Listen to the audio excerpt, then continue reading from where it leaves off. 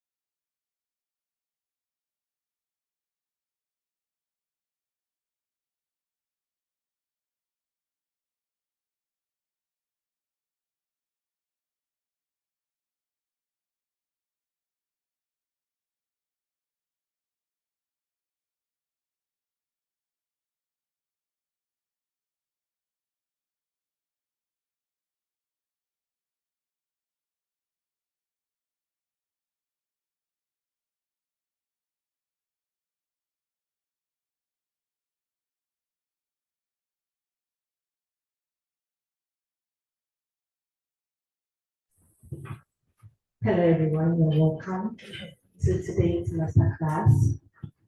I hope you are feeling comfortable already. Okay. Hi online team, can you hear me? Hey you. Hi, I can hear you. Please, can you hear us? Hello. Yes, we can hear We can you. hear you loud and Yes, clear. we can hear you. Awesome, We can awesome. hear you. The verb for you. Yes, we can hear you loud and clear.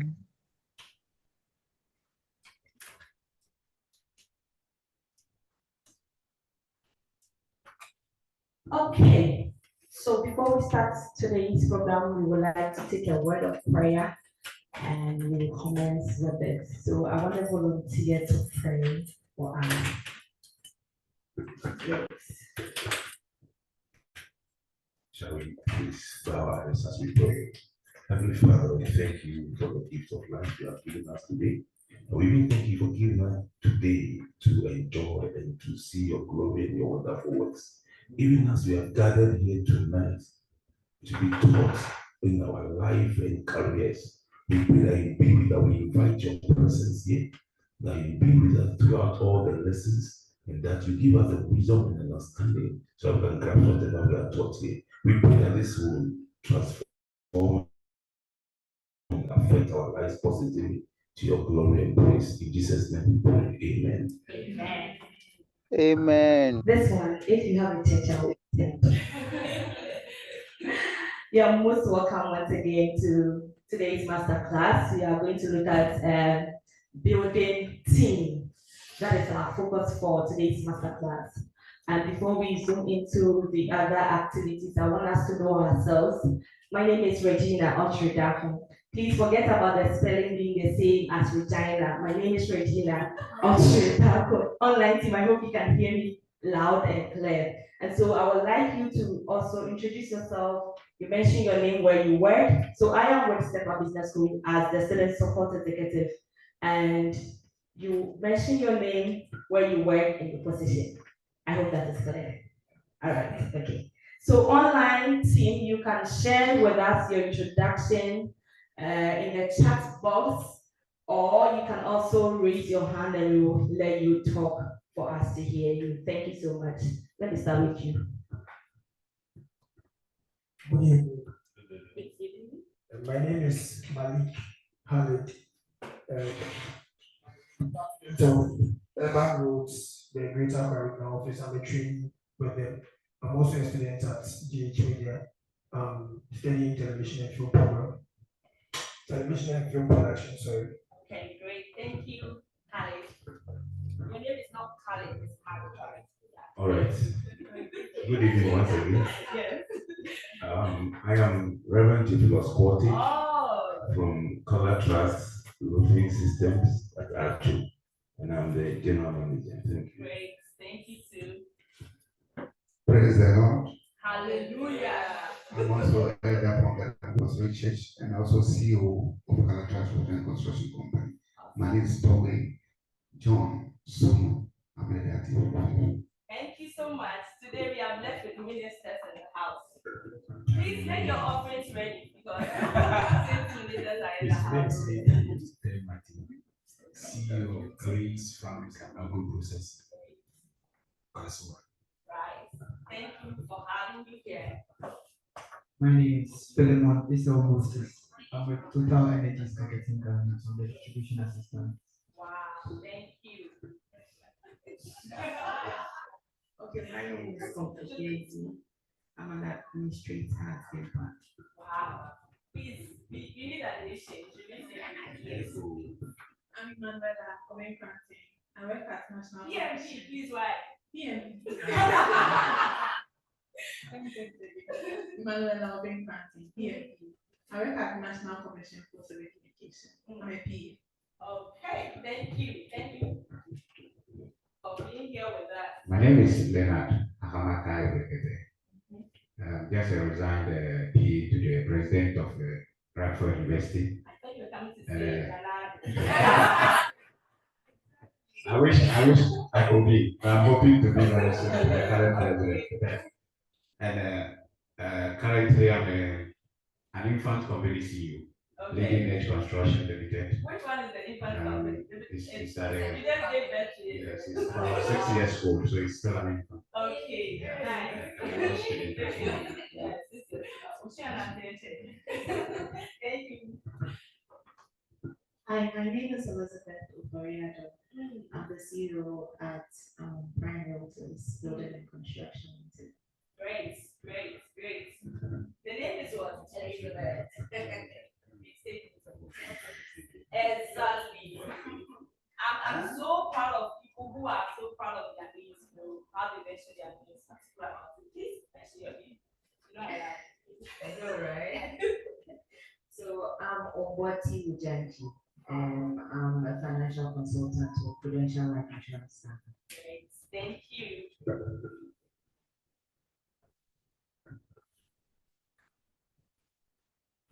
So Daniel David is here watching PNP. Thank you. Yes, and I work with Senator. Thank you. Thank you. Kabna, do we have anyone? Yes. Okay, so let me give you the mic to tell us. All right, so introducing those who are joining us online as well, we have Vanessa Ofosuya, Urgent Company, Process Export Curriculum Development. We have Joseph, Director, Graphic Designer at Pixel. We have Agnes McLean as well, who works at MAP Internal Hospital as a medical laboratory scientist. Then we have Lorian Alikwi, PMP. She didn't add a PMP, but she's PMP. She's the billing team lead at SGS. Ephraim Agbali, Quality Control Inspector, Embryo Fit Ghana. And we have James, DCFO, James Christian Anker. I don't know the DCFO. That's what he's the Commandant Fire Service, Kali Chebi African. Then we have Jevin Delali Kodu, but that is Jevin Delali Kodu, yeah. Learning and Development Instructor at Zipline International Inc. And we have Bless Lugosu, NSS personnel at Enhanced Modern Contractors Ghana Limited. Idrisu Abdul Malik, MEL Officer, School for Life. And we have Gladys Bani, Cluster Youth Coordinator, CIGH Mampong Cluster. Then we have Kevin Kuma, so Sales Analyst. We have Emilia Theodora Force, PMP as well, who works at Ministry of Food and Agriculture. She's also a pig farmer, so the pork lovers. You can see Emilia after the session. We have Mario Sukwa, Medical Laboratory Technician at Kolibu Teaching Hospital. Philippa Pia, IT Consulting Project Manager. Ajiman Frank Uti, Technical Sales Engineer. Prince Osubuani, PMP, who also works at Zenith Bank Ghana. And we have Simon Sam. We have Ohinewa Nkuma PMP as well, Prudential Bank Limited. Dr. Amateo Obeng PMP, Director of Finance and Operations. Nicola Juma, IT Consortium. Linda Obriebwa, Jarvis Reginald Partner, Ajiman, Student and Assistant Manager at Baker's Village. And that will do for the online attendance. Awesome. Thank you so much, Kamala. Can I have my microphone?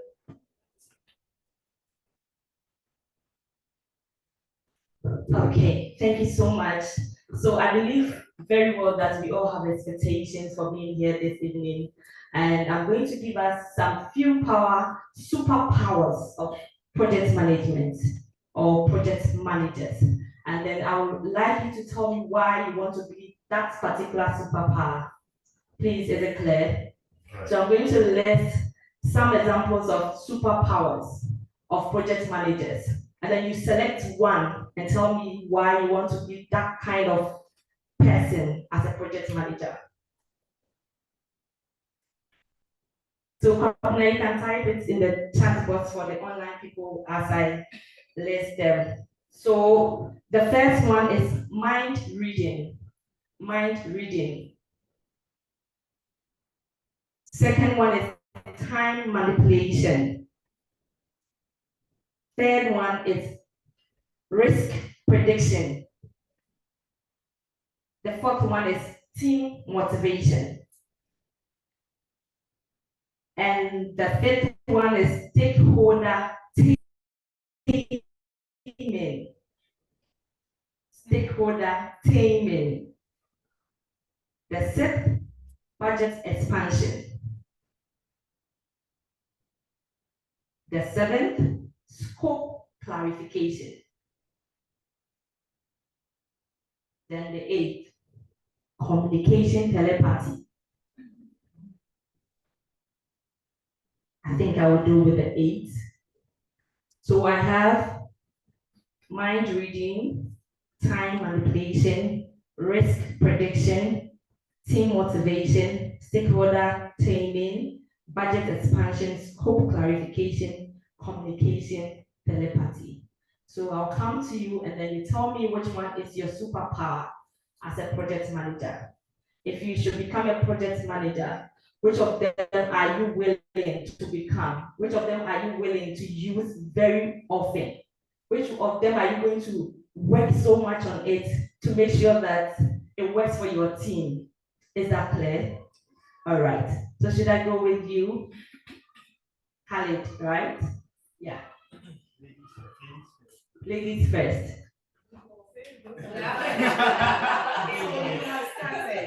Okay, so I'll go with Khalid and then afterwards I'll let anyone who raises the hand go. Okay, thank you. You're welcome. Yes, so I think I resonate more with team motivation because personally I like to work in a team all the time and I like working with people. So I think if I have the opportunity to be certified as a project management professional, that is the key superpower I like to work on. Awesome, awesome. I'm glad to know that about you. So let me take a lady and then I'll come to the gentleman. Okay. Comfort. Comfort. Yes, please.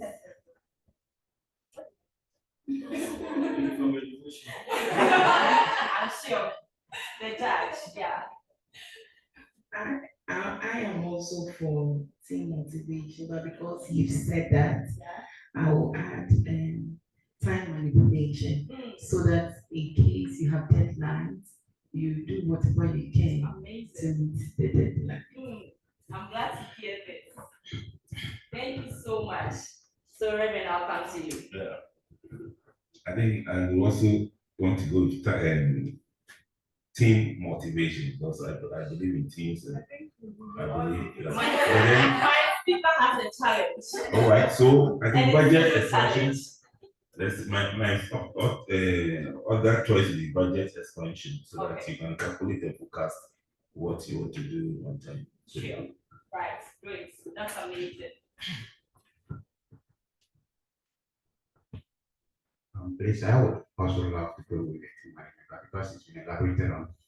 And I will go for risk prediction. Okay. Because if you have not foreseen the risk, put in measures to mitigate it, your teamwork will not materialize.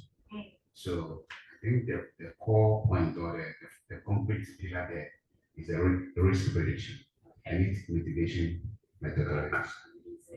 Thank you. Who is ready to go? Everyone is ready to talk actually. If you are in this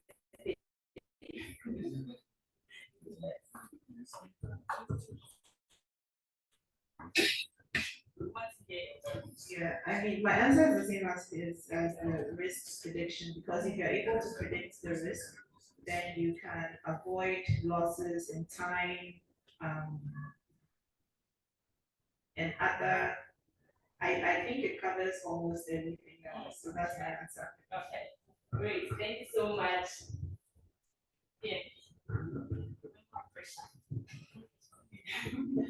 I also think I'll go for the two, risk and the team motivation.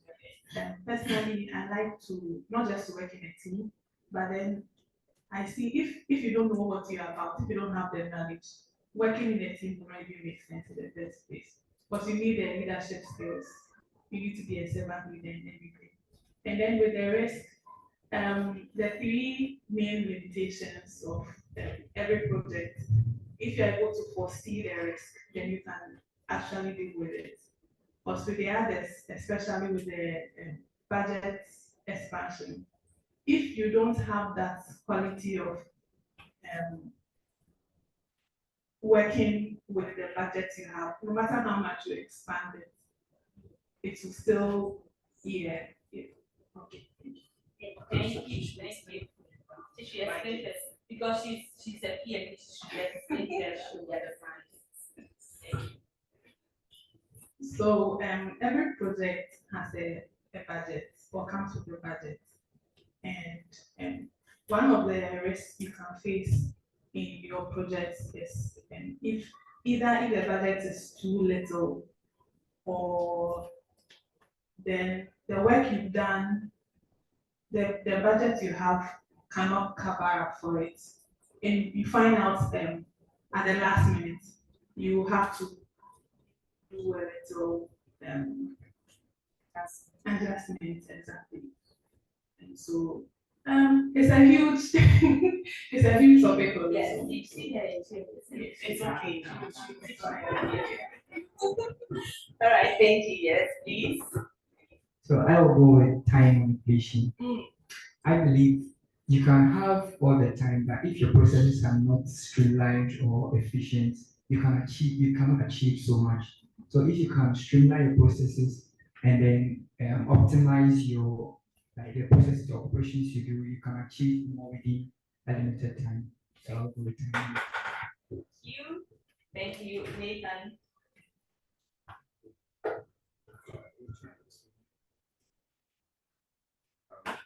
Team manipulation and then risk prediction. Okay. But they're very important. Thank you. Thank you. Very important. Can you have some in the chat? Yes. Okay, so online team, like I said earlier, if you want to talk, you can raise your hand and we will call you to speak out loud for us all to hear. Aside that, you can put your comments in the chat box. Thank you. Yes, Cardinal. Right. So team motivation is raining online. Dana Piadapa, Millicent Hosu, Agnes McLean, they all work on team motivation. Aaron Sheila went for communication telepathy. Maria Rito also went for team motivation. Dr. Samatila Obey went for communication telepathy. And she says, when stakeholders, team members, budget holders will think alike with me, I'm halfway one. Okay. Isaac Quay went for risk prediction. Bless went for scope clarification. Festus, risk prediction. Laurie Ann, communication telepathy and stakeholder teaming. And she says that it will enhance communication, build trust, resolve conflict among stakeholders and support decision making. I'll be able to support stakeholders to push the project to fruition. Samsung SM, I don't know the name. The username is Samsung. He or she went for time management. Isaac Fee went for team motivation. Devin Kodo went for stakeholder teaming and time manipulation. And his explanation is I encounter a variety of stakeholders who feel they all deserve to be a priority. This makes managing and closing up projects on time a challenge. So that's why I went for stakeholder teaming and then time manipulation. Dennis went for time management. I think that's time manipulation. Team motivation and risk prediction from Bright. Earlier scope clarification. Philip Appiah, scope clarification. And he says scope can be misunderstood by not clearly specifying what the expectations are. This can also mean the team can move away from what the scope is, and the client is also likely to introduce things that are not part of the project scope. Yusuf Malik went for team motivation. Edna went for stakeholder team. And she says stakeholders can be affected by the project's outcome and can influence the project's success. So that's it for online participants. Thank you so much, Kapna. Can you put up that mic for me? Okay. Thank you so much once again, online team, for putting in your responses. So looking at what we discussed and the superpower we want to have, we can all understand that it's very important to understand project management. And that is what we do here at Step Up. And I would like to invite you all, if you are not a PMP yet, if you've not done the course yet, kindly make a decision and join us here to become a PMP. You can't just have just one of the superpower. You realize that even when I said choose one, people ended up choosing 2, 3, because it's work hand in hand. And you need to know all these things to manage your projects well. That shows your expertise and skill in managing project management. Great, so I have 2, 3 new faces here. I would like them to introduce themselves before we move on. So, Kopna, can you help me with the mic? With them? Hello, good evening. My name is Yvonne. Please, where do you work? What's your position? Thank you. I'm the tallest. Wow. I do a number of things. Oh, Yes. share one with us. Okay. Yes, the major one. The major one. Yes. I'm a personal assistant. Okay. Yeah. At where? To someone. To someone. Yes.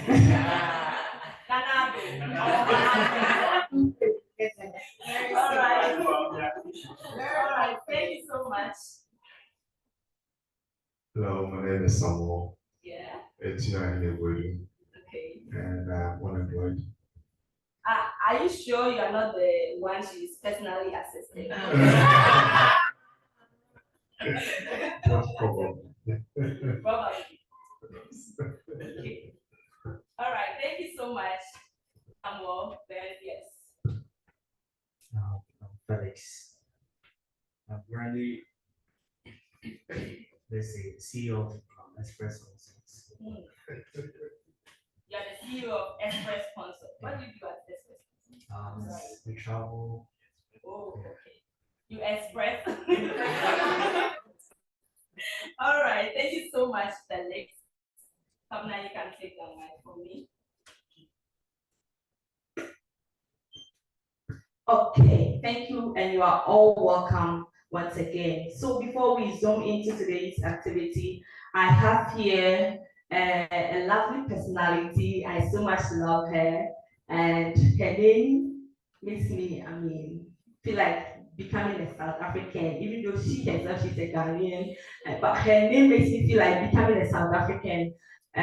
She is Ombonti. So I call her Titi because the Rujanji. When you hear the name, it carries power. So she's from Prudential Life. She's a sponsor from Prudential Life, and she's here to speak with us shortly on what they have at Prudential Life. Let's, with a round of applause, welcome her to come and share with us something short on Prudential Life. Oh, the graphic was not enough.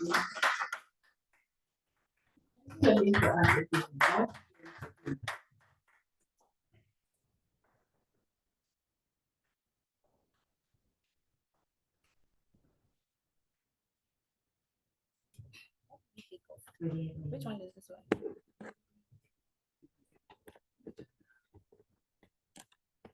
Omboti.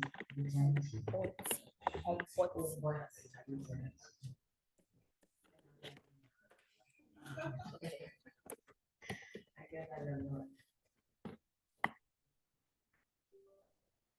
I'm from the northern part of the country. Quite a number of people debate where I'm from. Some told me I had to know because I can't speak. At some point, I had to speak tree for people to Please, you won't understand. So, I'm from Prudential Life. And before we even start with the superpowers, I'm surprised nobody picked mind reading. I'm really shocked. And communication telepathy. Because if So I had someone that, online picked that. someone picked that, Yes. right? If I had that, I would have answers to everybody's question here, and everybody be my clients now, both online and in person. But I can read your mind. From the way I smile, I'll be able to tell what you're thinking. Whether I'm really Ghanaian or not, whether you can pronounce my name or not. Whether you're actually going to share one. I'll be able to tell. You get it. Yeah.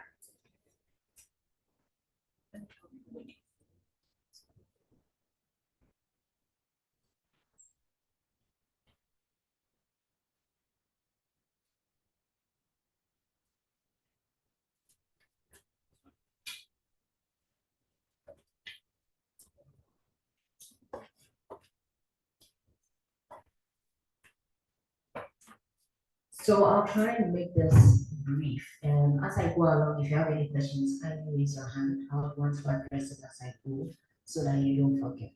Now, there are a lot of misconceptions when it comes to life insurance.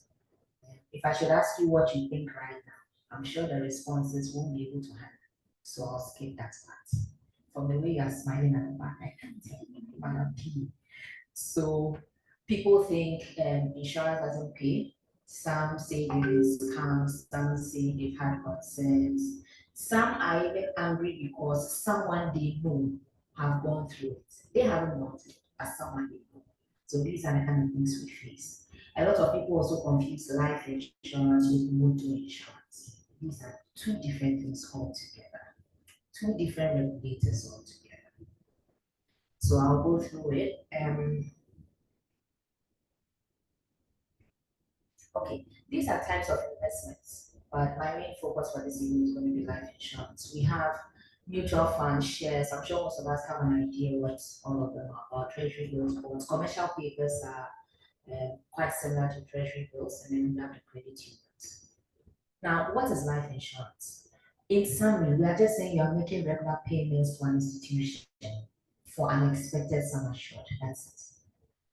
So for example, if you intend to raise 50,000 within 5 years, or you intend to save towards the funeral of a loved one, it could be a parent, it could be a brother, anyone, right? And you are thinking that maybe this person has maybe a permanent disability or a critical illness. So maybe in the next 2-3 years, the person might not make it. If you decide to start saving now, within the 3 years, you won't get the amount of money you're looking for. But if you had signed up to an insurance policy, you'll be able to get that sum assured. So we are just saying you're making regular contributions for a sum assured or an expected return. So that's just a summary of what life insurance is about. Now, most of the things I'll be talking about are just with Prudential Life. Okay.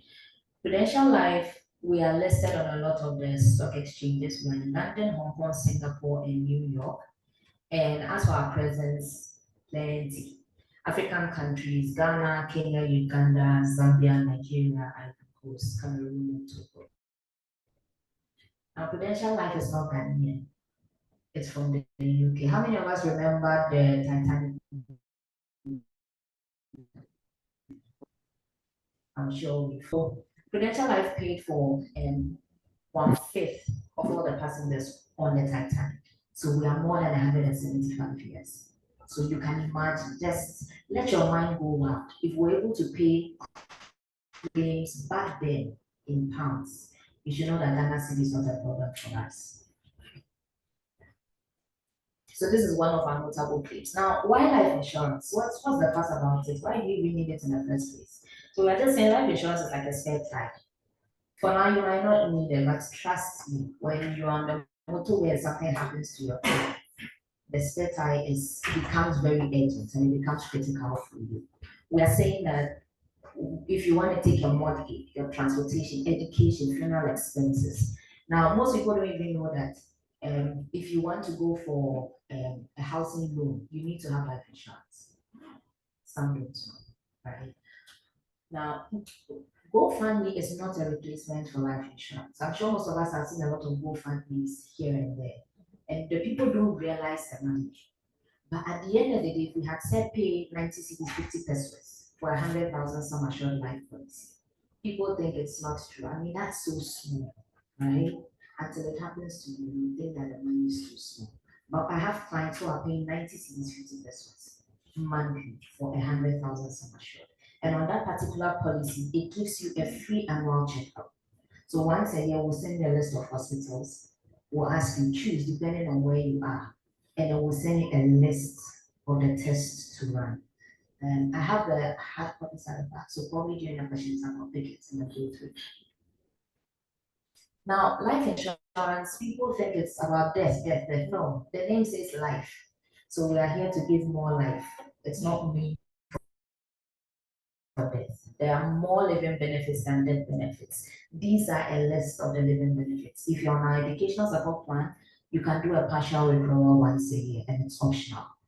If your policy, you wait till the end of the term of your policy, you get what we call a maturity benefit. Critical illness, we have a policy that pays for that. Permanent disability, we have cash back.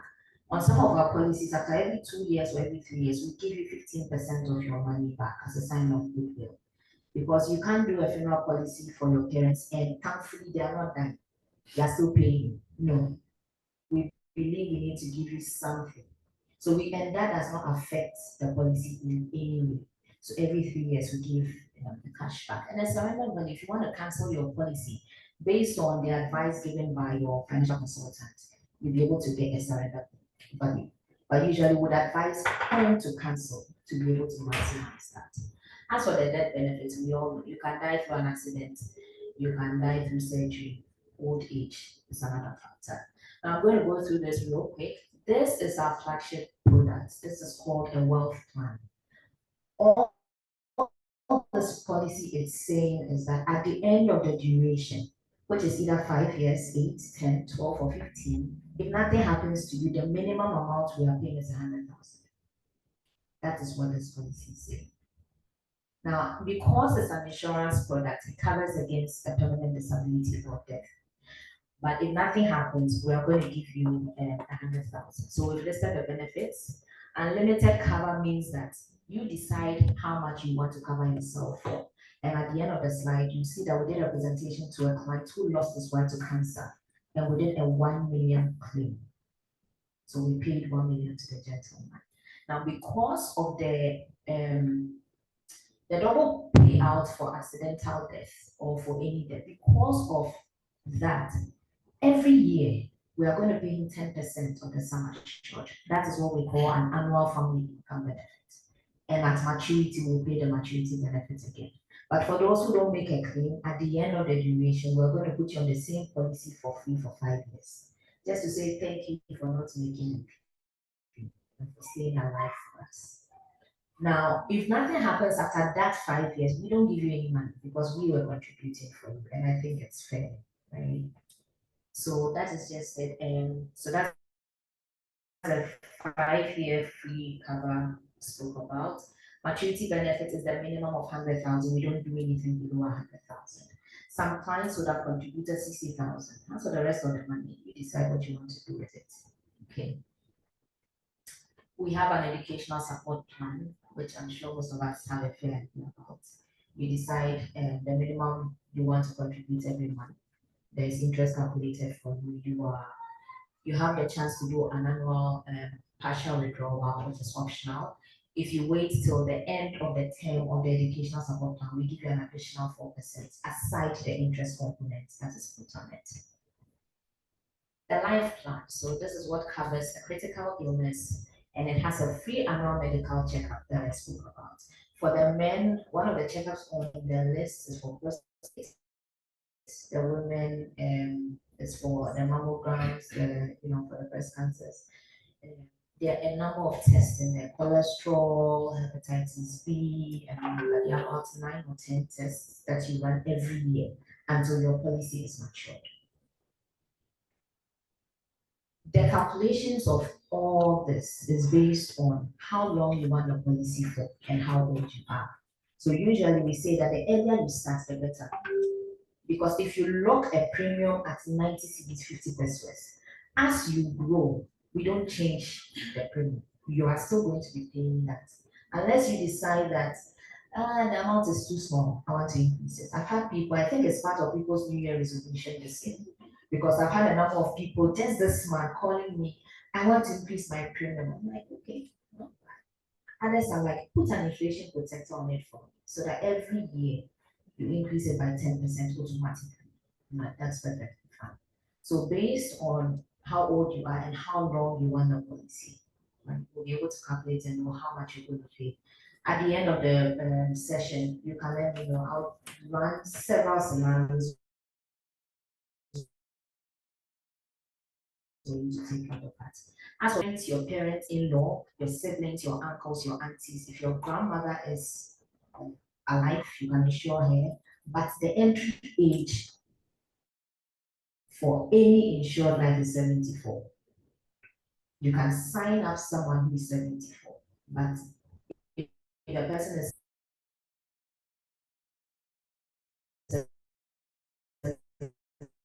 76, you cannot sign the person up with us, or you cannot cover the person.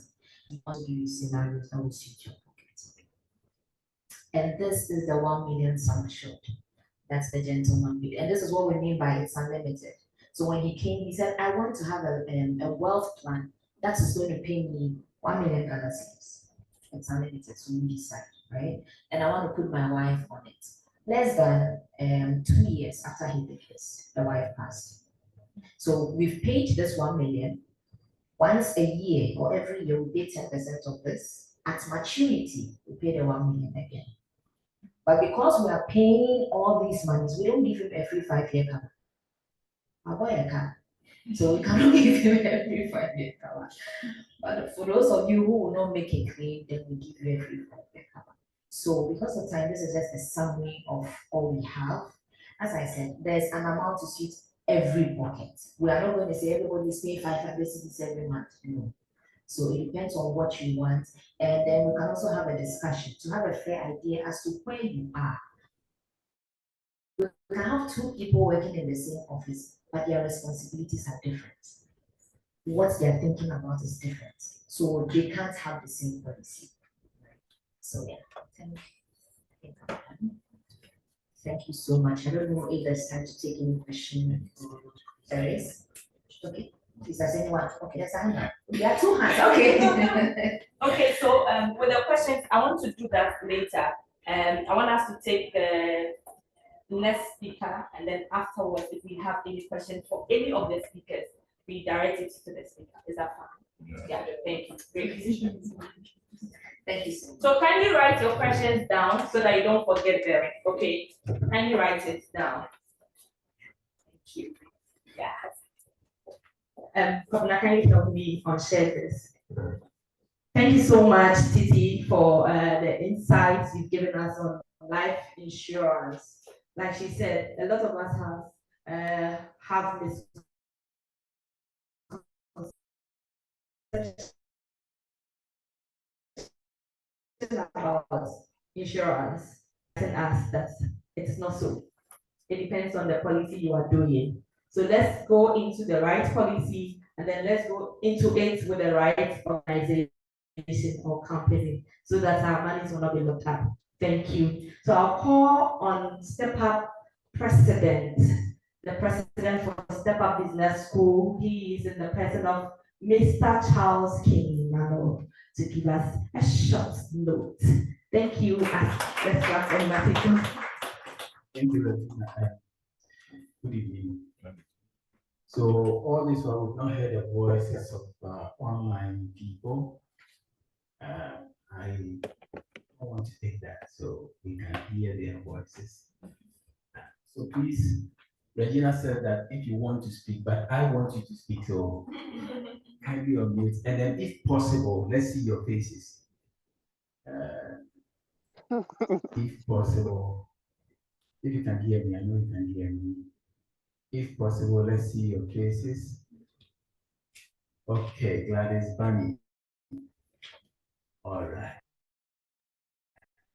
Hello, this is Frederick here. Okay, iPhone. All right, we have about 76 people online. Hello, this is Blaise. Okay. Hi, this is Laura. Yeah, this is Onase. Ah.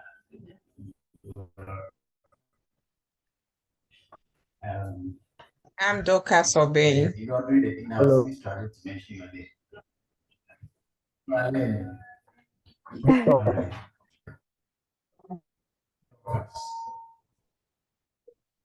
All right, Dorcas. Thomas. Hello, Javin over here. Ah, Javin, good to see you. Good to see you. I grew up in my beard like yours. Hi, this is Emilia Theodora Forson. All right,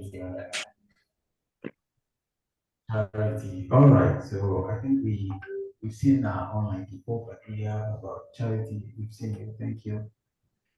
So 76 of them are online. It went up to about 80, 81. All right, so I want to, even though we've had a first presentation, I want to officially welcome you again. Regina has welcomed you, and you're welcome to our Project Management Masterclass. This is a program that we've put together to help you appreciate the place in project management in what you do, and then to also equip you with relevant information that would make you reduce the mistakes you do at work, okay, and be more efficient. So we've put together, and many of the times when we do events like this, it is research based. So we realize that we need to give you something around team management, okay, so that you can effectively work with the team. It is many ways, and I'm sure that we'll get a lot of information from our resource person. So it is many ways how to get people to work effectively and how you yourself can work effectively. And then, sometimes you can even be the problem in the team. Or it's somebody else. It is always somebody else, but sometimes it can be us. Okay, so once we get this information, we expect that to make adjustments. Okay, that is the only way we can be effective and then we can grow. Okay, um, so we're going to invite him very soon, but immediately after that, we'll go into a conversation. Okay, so and then we'll have conversation on what he is going to share with us, and then we'll move out, and then we'll leave our online people to be online while we go and network, and then have some good snack. Okay, so you're welcome. Yeah, I expect that one, we learn, two, we connect, and then three, we have fun. So if you are here and you are not smiling, you are not doing a good job. Okay. It looks like you want to be online. The online people, because they are not smiling, they are not showing their faces. No, don't mind me. And you are smiling. You are smiling. All right. So, and thank you, Titi. That was a very powerful presentation. So, what we expect that all of us should sign up to one insurance policy or the other. Okay. Just when I picked the children, sent them home, and then when I was coming, in fact, when we were going just around the Outline school, a car knocked down a motorbike. Okay. So that's what she was trying to say, that until it happens, not until it happens, you may not see the need of the insurance. And then right at when I was coming at Race Junction, that was terrible. So I just couldn't watch that. I had to look straight and drive, and it happened, and then the whole place is crowded again. A motorbike was parked under the traffic light, and then a car wanted to cross the red light, and then just took him away. So these are sad stories that we pray they don't happen to us, it's far from us, but we need to be covered. Okay, not the blood of Jesus. That one is the ultimate cover. That one is the ultimate cover. He says, "Be wise as serpents." Okay, so we have to be wise and then take advantage of policies that are healthy. Okay. All right. So we invite my dear brother. He's a facilitator at Step Up Business School. He works with Zenith Bank as one of the senior managers. I spoke with him because he's managed several teams, and I feel he can help us understand how teams work and then how it can be very effective. So relax, and then if you have to come forward, usually when we do events like this, it is during the cocktail time that people start coming plenty. But today when they come late, we start. So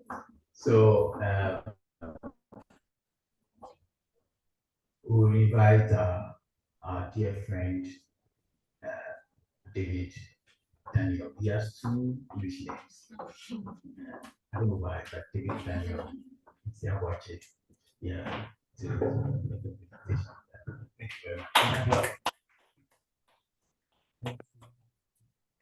So, Chief, thank you for the opportunity, and we are all once again welcome to Step Up Business School. Whenever you're ready to take your PMP, this is the place to be. That I can assure you, and we can attest to the positive results we are all getting here. So, as he said, I sometimes deputize for my boss. So, with the PMO office at Zenith,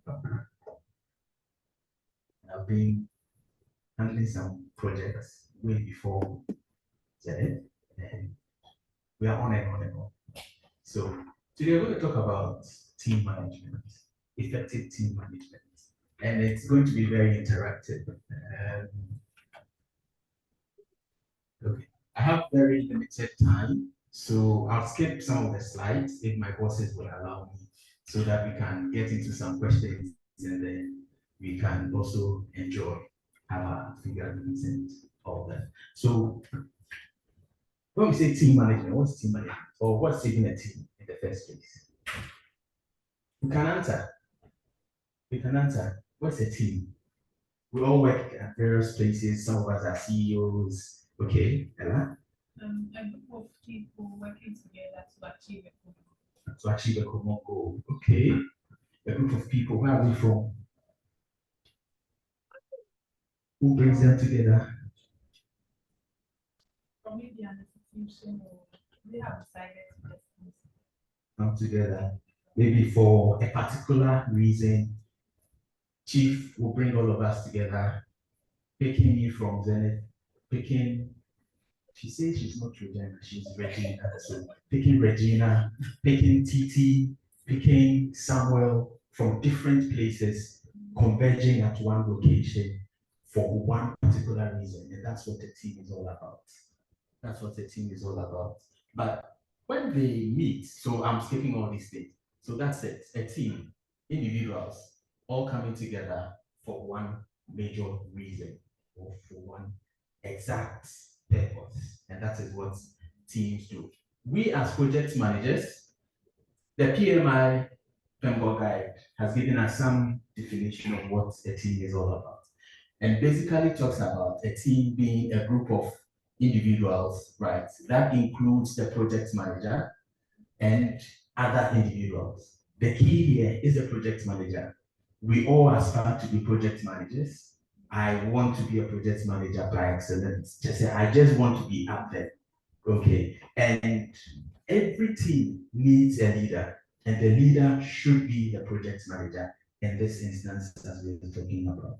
Most of the time, the project manager isn't the most senior person in the organization or in the environment. But you leading the team, you're holding your managers. You need to understand what they want to do.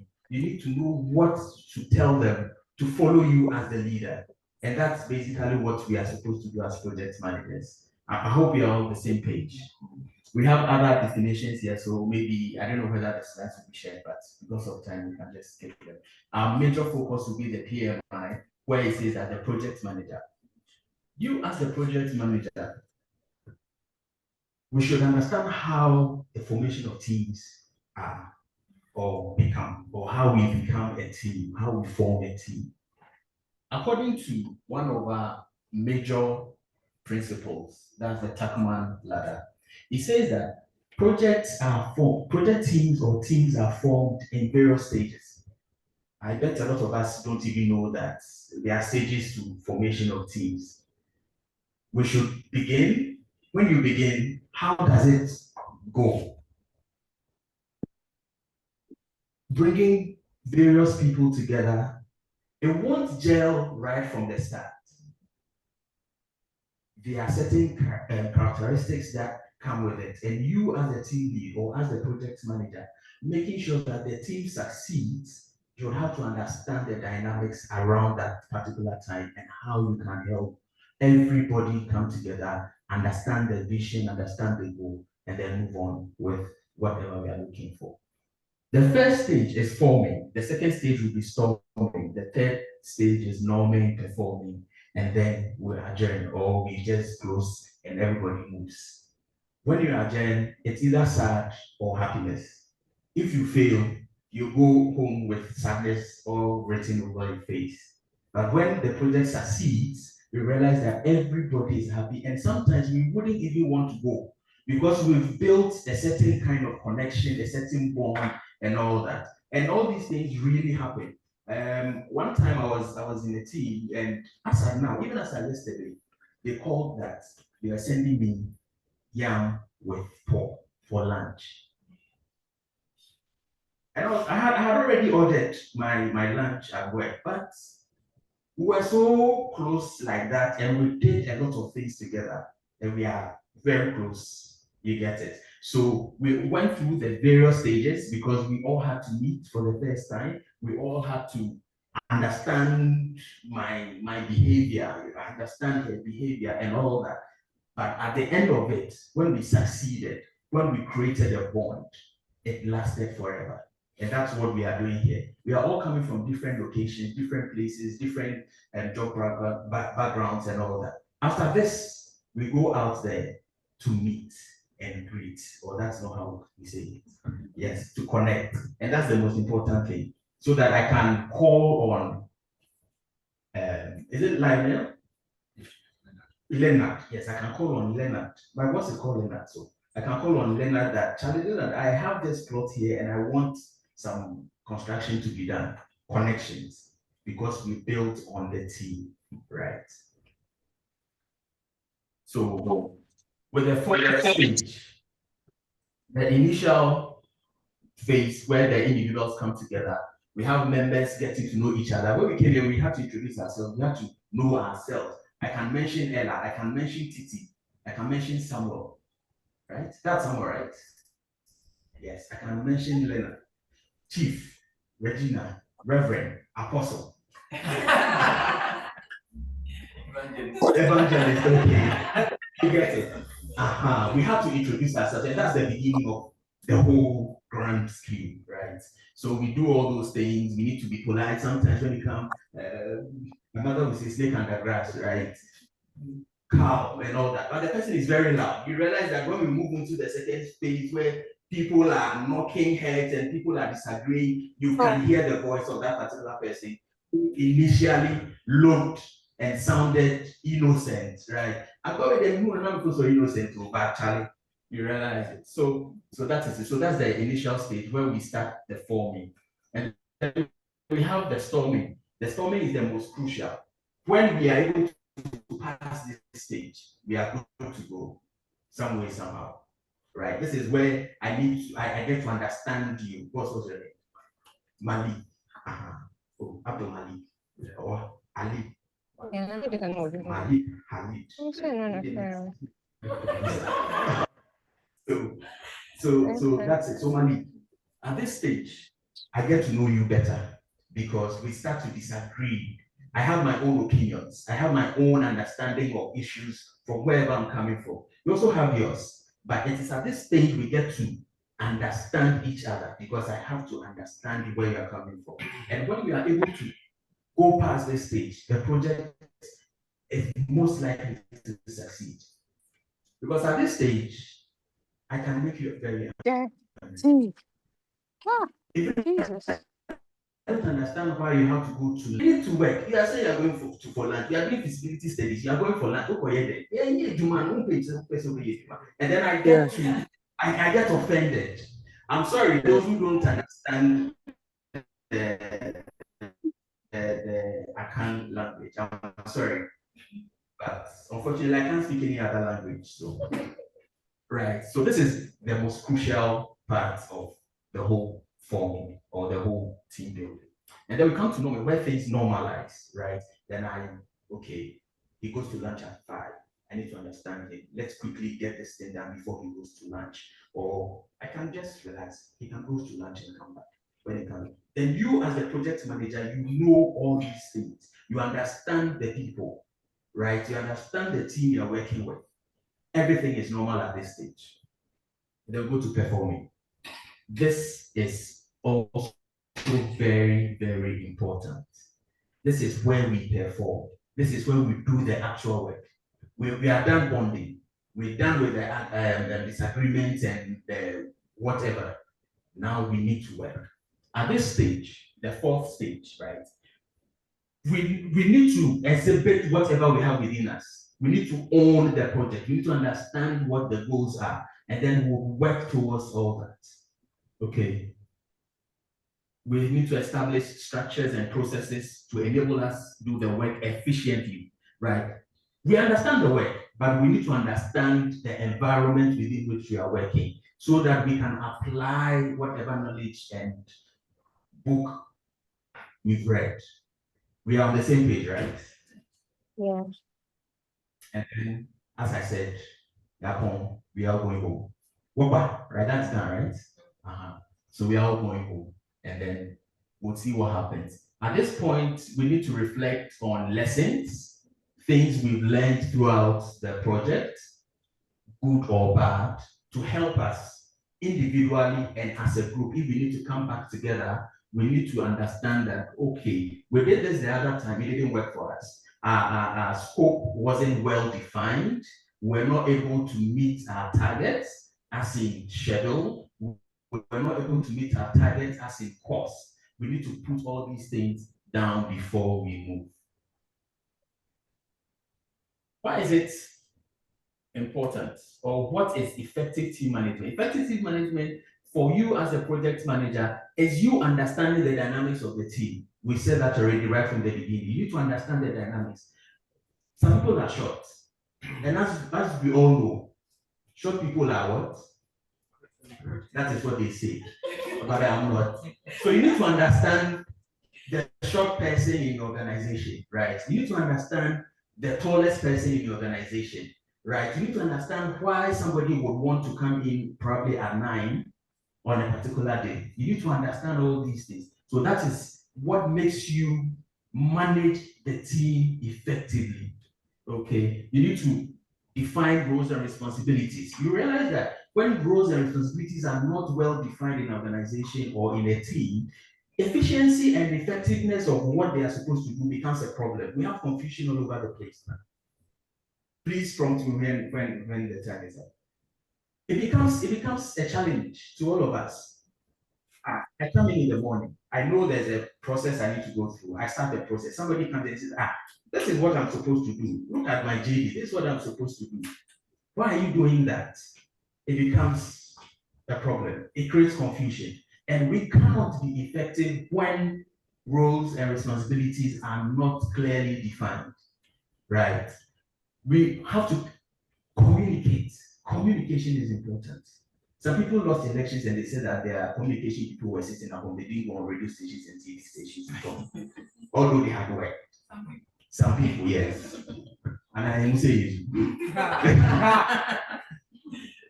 I don't know if you understand me. If you don't clearly communicate, people will not understand. You as a project manager, if you don't tell them that the objective of this particular project is to make sure that we get this car engine in good form or in good shape for the car to run. When I come to work, I do whatever I think helps the project. And it creates a confusion. It wouldn't help you become an effective team to realize it. And then a supportive environment. We have some managers who don't really listen. Oh boy, boss, I just had a miscarriage. Oh, boss, I just went off guard for a while. I couldn't sleep well last night. Can you give me about 2 or 3 hours to get to work? Well, in a setting, sometimes it's difficult to understand, but as a project manager, you need to understand. When it's becoming one too many, you point that out to the person that, oh, I've given you a long goal. Why are you doing this? You know that there are rules and regulations and all that. But you should understand the person and empathize with the person. And all these things create an effective team for project success. And I'm also the one. No, all right. So when we are able to do all that we are talking about, we grow together. That's the first thing here, right? We see that the grass is growing and growing. We grow together as a team. Individually, we also grow, right? We are able to cover a lot. We are able to cover a lot, although that we see the project is very, very huge. The tasks we have in there, very huge, and probably might look it's unsurmountable, but when we do it together and effectively, you leading the great United means the EPL this year, right? So that I can hold this. Okay. In making sure that we have effective team or an effective team for a successful project, we need to foster collaboration and trust. We need to make sure that there is collaboration, people are working. Okay. As a project manager, I was able to put what team members are supposed to do because some of us are in teams. We are not project managers or we are not leaders yet, but we also have responsibilities to play in making sure that there is effectiveness in the team. But first and foremost, let me pick what a project manager does. You build trust. Somebody may ask, how do I build trust? We've spoken about it. Be empathetic, understand the people. Let the people know that you are there for them. You build trust by doing that. Mutual respect. This levels the playing field, right? And promotes a collaborative environment. Mutual respect. I just don't get up and say anything to you anyhow. I can't just talk to you anyhow. I should understand you. I should respect you. Oh, please, what do you need? Oh, yes, you can come to me. I have an open door policy. Mutual respect. When the person says that, boss, I think we should do it this way, listen to the person, listen to the team member, and understand where he or she is coming from. So the person will give you that level of respect required. We have some bosses in our offices who are managing teams, and virtually nobody in the team respects them. Or right. As a team lead or as a project manager, inclusive decision, we've spoken about that. Listen to their point of view. Why it should be this? Why it should be that? Clear expectations. You need to communicate your expectations. I expect you to make sure that this project is done. Why? How? Clearly explain everything to your team members as a project team lead. Your interpersonal skills. As a project manager, if you don't have very good interpersonal skills, you'll fail. Your team will not be effective. Your team will not succeed. It is very, very important. Even as you move, even as you lead as a foreman, even as you lead your creatives, even as you lead your insurance, Titi, right? If your relationship with them, if you are not fair, if you are not fair, if you are not trustworthy, your team will fail. They will do whatever they want, and your ultimate goal won't be achieved, right? Also, as a team member, what do I need to do? I need to show respect to other team members. I can't just say that we are all on the same page, so Charlie, you can move on. Or boss. Is that not so? We need to build trust by being reliable. Some team members are not. Some team members are not reliable. Oh, I am running a bit late. Can you run this bot for me? By the time you get to the office, it is waiting for you. And your bosses are waiting for you, probably with a query. Oh, boss, today I will be late. Kindly lay the blocks for me, maybe the frontal. Just do that for me. I will come in. Now, maybe like, what do you mean? Right. But when we are able to show that people are able to come to us, people are able to connect with us on that particular level, we are good. We need to give feedback and recognition. When people do good things, they are team members. We are not the leaders. Oh, Charlie, what you did today was exceptionally well. It was good. I applaud you for it. You did excellently well. Even if the project manager or the head of department or whoever is supposed to say it doesn't say it, you as a colleague, you as a team member, you express something, and the person close to you will understand that this guy is really a team builder. This guy is really understanding, and that propels success. That propels success. Empathy. You've spoken a lot about empathy. We need to also manage conflict. For every team to succeed, there should be effective conflict management. The first point, which I think is the ultimate, in law, there's something we call the rule of natural justice. There are two. And if that is not complied with, it becomes a challenge. The first one is you not being a judge in your own court. And then this second one, or the authoring party, meaning that you should listen to both sides before you make any judgment. As a project manager, you need to do that. When conflicts arise, conflicts, as we indicated earlier, conflict derail the progress of every project. And if you don't listen to both sides, we are doing this, it's not happening, he says this, he says that, and you don't listen to both sides attentively, actively, to decipher which road or to decipher which path to take, the very first one, in managing conflict for effective project success. Number two, we need to encourage open discussion. Open discussion. You don't just go and take a decision imposed on us. You come to us, oh, I'm thinking we should do this. What do you all think as team members? We all contribute. You as a manager, I remember, I think in December, our boss wanted us to have a strategic meeting and all that. So he came, okay, so you should think about it, you should have a meeting, think about it, and then let's see what happens. And then he called me when I was with him. I'm not saying that I don't have anything in mind. I just want you to come and we all build together. I have something in mind, but I want you to also add up onto it. And that is it. You bring that up, whatever it is, he agrees, he doesn't agree. Okay, he looks at the pros and the cons, and then we all move on. Open decision making, open discussions. You discuss everything. Okay. And then investigate. Investigate without bias. Investigate.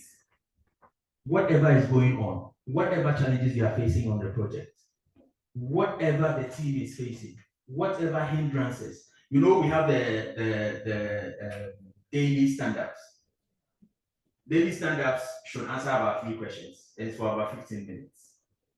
What we did yesterday or the previous day, what we want to do, and what challenges we have. The challenges, when they tell you, what do? You go to the roots, find out why it is happening. Find out. You shouldn't have any prejudice in your mind. You shouldn't have any biases in your mind. They tell you something, okay, you need to go into the root cause. Oh, some part we need there, let's just leave them. We'll do our thing. When they hit us now, they'll come to us. You don't do that. you identify the root cause, why that particular department always has that challenge, and you're not able to get your contract through at the legal department. Why? You will always go to court. They should do this thing for us so that we can purchase whatever we need to purchase, our service, whatever, for the project to continue. It is all part of it, but you need to understand why that happens. And then we need to align parties for project success. Aligning parties basically means that we should understand each other and make sure that they know what the project objectives are. Some people are in the organization just for their own interests. Okay, we are building a road. Some people say they build about 12,000 kilometers of road. That is what we want to do. For the next 4 years, we want to surpass that. Somebody comes in and says that, no. Yes, that's what you want to do, but I mean, I have my own agenda. You should give me the brown envelopes. You need to make sure that you are aligned. You shape the person in line. That's what they say in parliament, right? As a team member, what do? You must be professional. Some people are not professional at all. You meet some people and they are in your office and you say, people office are there. Why? Seems like that. Right. You need to focus on common goals. We said that. Encourage diverse opinions for effective project success, effective team management for project success. Maybe last almost. For every team to be effective, we need to motivate. You, the project manager, if you don't motivate us, it won't work. When we come to work, we'll sit. As my grandma would say, and then sit. Right. It is very, very important to motivate and empower. Project manager, what do? You provide timely feedback. If what the person did isn't well, isn't good, inform the person, tell him timely, on time. Someone will say timeously, right? Reduce stress by effective communication. Sometimes when we go to work, we are stressed already. Moving from house, we are stressed. In the traffic, we are stressed. We get to work, you can't stress us. We identify that clear communication of goals and what the project objectives are will be a catalyst for effective project success, for effective project team management and project success. You need to do that, communicate, so that you will take. Someone told me something, the boss, get to work. We all know what we are supposed to do. But sometimes bosses have a way of expecting more from us, but they don't communicate to us. It's in their mind. You get it. If you don't communicate to me, I don't have mind reading skill or superpower. You get it. We should communicate. It's very, very important. That is why PMI is very keen on communication, stakeholder engagement. There was a project somebody was handling and they have stalled for some time. Somebody picked up. Was going. Actually, the thing is still not going. My boss will say it's not receiving the traction it needs. Okay. Someone, let's hold a stakeholders meeting. Maybe we have the stakeholders meeting. Send out what to say. Some had right. When that was done, you could see traction on the project. Effective team management for project success. You also need to recognize as a team member in motivating, right? You need to recognize individual strengths. You shouldn't just recognize the weaknesses. The strengths. Chief, if you don't know Regina's strength, it becomes a problem. You are always bashing her. You are supposed to do this. You are not doing it. You are supposed to finish this task. You don't know where the strengths are. Maybe that particular task is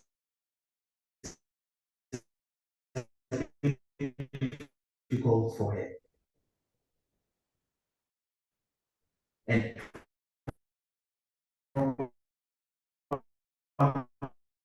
for that particular individual, okay.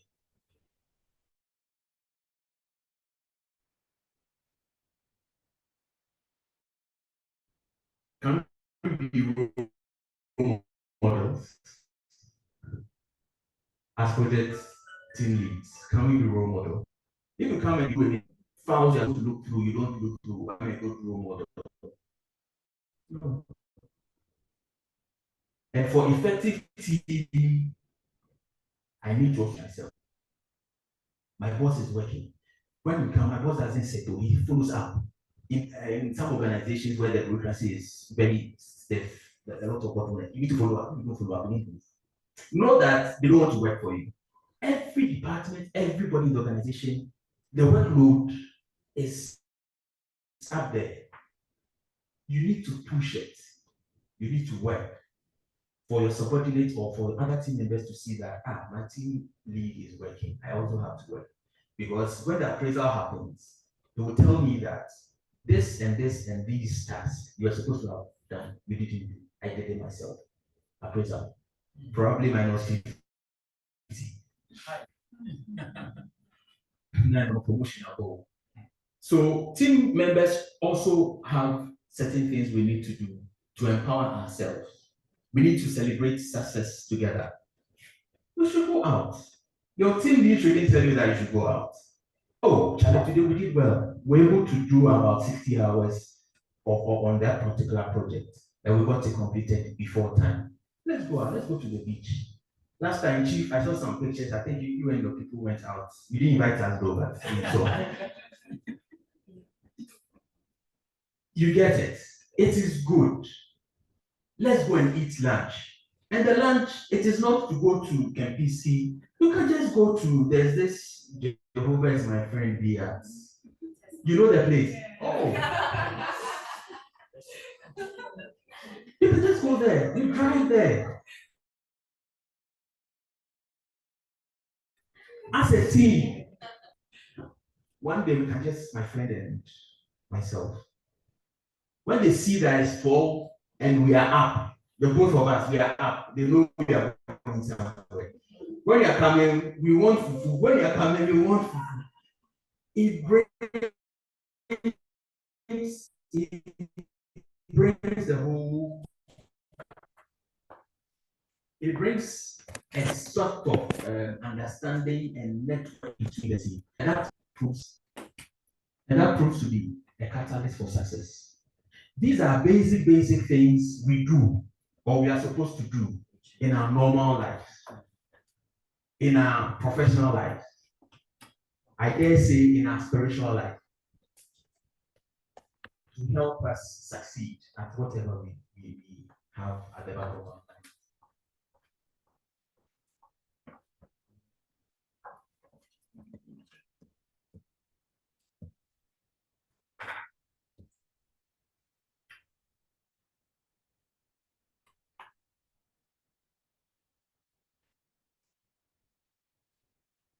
Share knowledge. Maybe one, and I'll say this and then another. A lot of us think all the world is in our head. As team members, there's something I learned somewhere that can help the team. There's something I learned on the previous project that can help this project. Irrespective of my rank, just hear me out. We said that already. Active listening, clear communication. Just hear me out. Open door policy. Open discussions. Just hear the person out. And you never know where the person gave you I believe this is my last slide.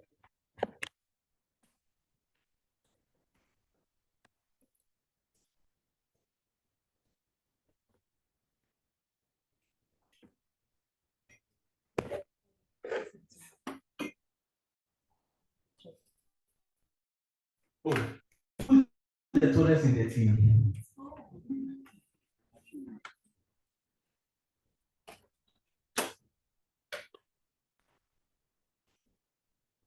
Also, for projects to succeed and to motivate, we as individuals, we should take initiatives.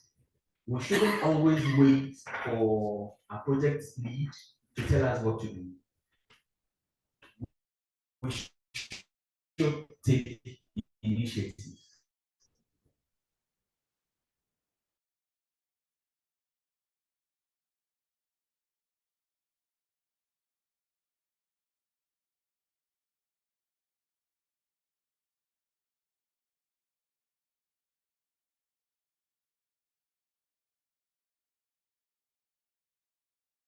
Completed. Right? You see the spiritual purpose are, yes, you get it. And that helps us achieve success on projects. Projects is not a one-man show. It's not for one person to put on the shoulders. It's a team effort. If the lead is not effectively managing the team by reducing conflict or resolving issues, clearly communicating to team members, we as team members should be able to do that. We should encourage ourselves. We should motivate ourselves. We should go to Jehovah is my friend once in a while to enjoy our successes. Thank you so much. Thank you, Yes, sir. thank you so much, T. Charles, can you help me set up this one for the group to join? Again, I think we got disconnected. Thank you so much, Didi. That was a powerful and insightful one. I believe we all have put down certain notes that is going to help us and guide us on our teams, wherever that we find ourselves. And I believe that we put down plenty of questions that we want to ask, but I would like to share something small that I put down. We didn't get that, you can put it down now. So as a business manager, you need to build trust, you need to have mutual respect for your people. You need to include them in decision making, you need to have clear expectations set for them. If you don't define your expectations for them, like Didi said, they are not doing super reading, mind reading over there, so they won't be able to know. You should also be a person who is people's person. Then you should also manage conflicts effectively, and as a team member with your honesty, don't be like that person who, when we are track forward, didn't talk forward. That kind of, while we are doing the pushing, somebody is behind doing the pulling. Don't be that kind of person. And so you should show respect to all team members, build trust with them, and then communicate openly. Welcome back online team. And you should give feedback and recognition to whoever that deserves it and actively participate, show things that we all need to have, and then put to practice wherever that we find ourselves. With that said, I will open up for questions. So if you have questions or clarification, you have adapts to give, this is the time and the moment to do so. So we are taking questions for Didi's presentation and also Titi's presentation. So if you have questions for what Didi just did on the team, managing team effectively, or you have questions for Titi on, is your mic on? I need it to be off, so if it is on, kindly put it off for me. And then you ask question on Titi's presentation on life insurance. For those of us who were not here, let's see, I see you, you're welcome. Yeah, so let me just come back to you with the questions. Yeah, okay.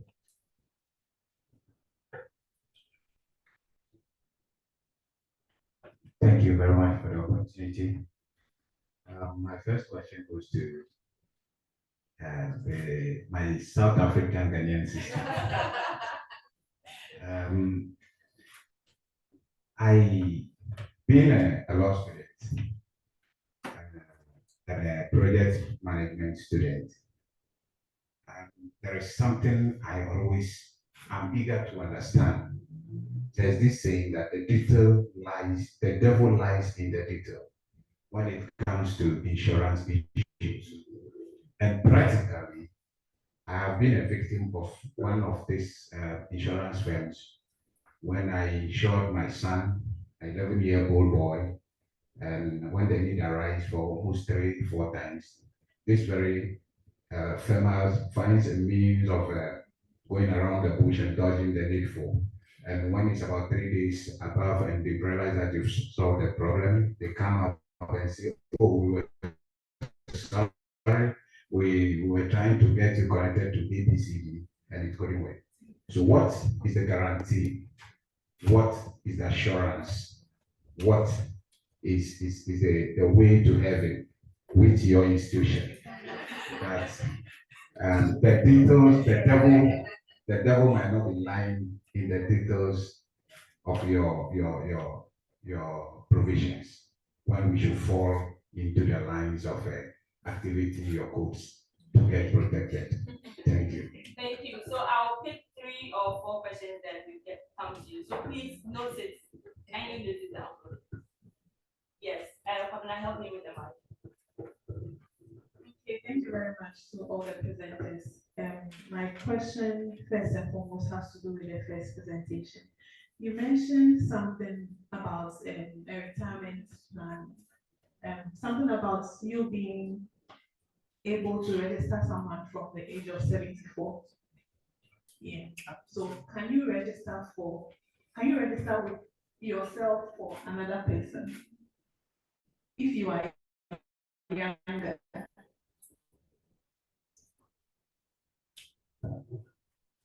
Okay, thank you, Ella. Yes, I'll take the last question from Reverend. Yeah. All right, thank you. And I really appreciate the 2 speakers who have given us a lot of information. Since we are on the insurance part, I want to find out from our sister, how do we go about locking? You said there was a situation where you can lock up the 90.50 premium or something. So how do we go about that? Okay. All right, thank you. So now I come to you, Titi. Maybe you should come in front of me and please move here for me.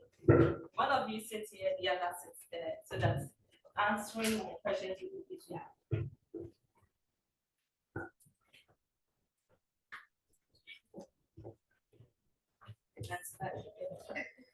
Okay, thank you. So I'll start with the first gentleman. Now, because of time, okay, I wouldn't be able to give, that's how come I just gave you a summary. As we step out, I'll be able to take our contacts, right? And then call and give details. Because it's not everything that you will get in a presentation. However, what he said is true. There are a lot of people who have had such concerns over the years, and that's one of the difficulties we face when we start speaking to people about life insurance. Now, there are certain policy exclusions that we have. Okay, and every policy has its own terms and conditions. So you need to understand. Some of the policies have a waiting period of 6 months. If anything happens before 6 months, we'll only refund your total contributions. We are only liable to pay after 6 months. Some of them to 1 year. So you need to know which of them and then which one has the favorable terms and conditions, right? Now there are some exclusions. For example, if you decide to go and do Kwewu and then you go paragliding, you are getting all excited. Nobody is saying don't chill, but chill with caution. Because if something happens, you won't pay. Now, for as many as I would get your numbers, I'll send you the soft copies. What I have here is the hard copy. The hard copy, most of us won't read the hard copy, you know what I know. But I'll send you soft copies based on the policies that we discuss. Okay. And over here, it has all the exclusions written in it. For example, if you see people rioting, they are destroying public property, and you decide to join them and something happens to you, you won't pay. So you've seen the danger, they are like, okay, I have insurance, right? No, it doesn't work like that. So we have a few, how should I say, exclusions that we won't pay for. I don't like talking about the suicide one, but if you decide to commit suicide before 2 years, we won't pay. If it's after 2 years, we will pay. So you have to wait. You have to wait. Postpone it. Why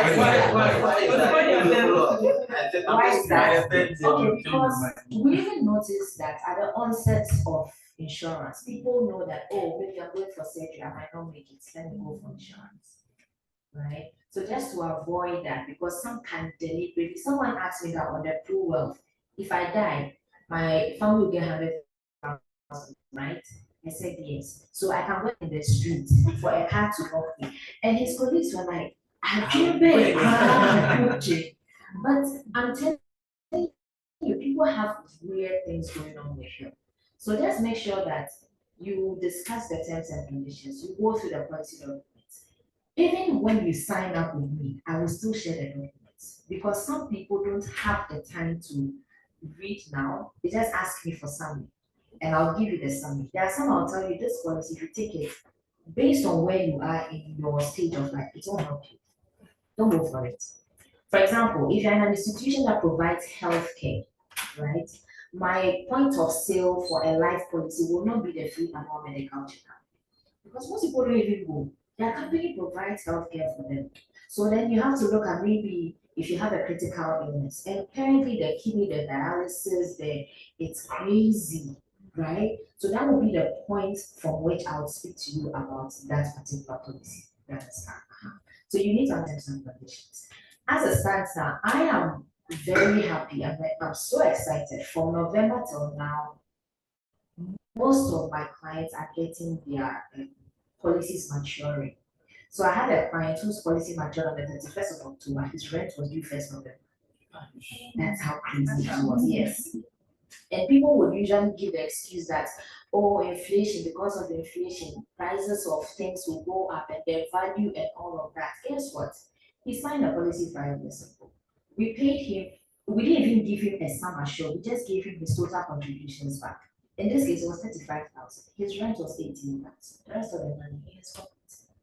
And he did a whole write-up, and I signed with you, and I didn't know, and I should have done a bigger amount. I said no. Because as I then, most people sign because of the individual, not even because of the insurance policy. Now that he has cash, but he signed a bigger amount. He will, right? So you need to discuss this. There are times where we even go to the extent of discussing your policies with another institution. For you to understand, I tell you, about 70% of people who have life insurance with other companies don't know what they have or haven't gotten a statement within the last 2 years. So even if there's a benefit, if you don't get someone following up and calling, you don't even know what is in there. So if you have an education somewhere, I want to insist on you getting education with me. What else can you get based on where you are? You get it. I hope that answers you. And then with the 74. So the 74 one is for a funeral policy.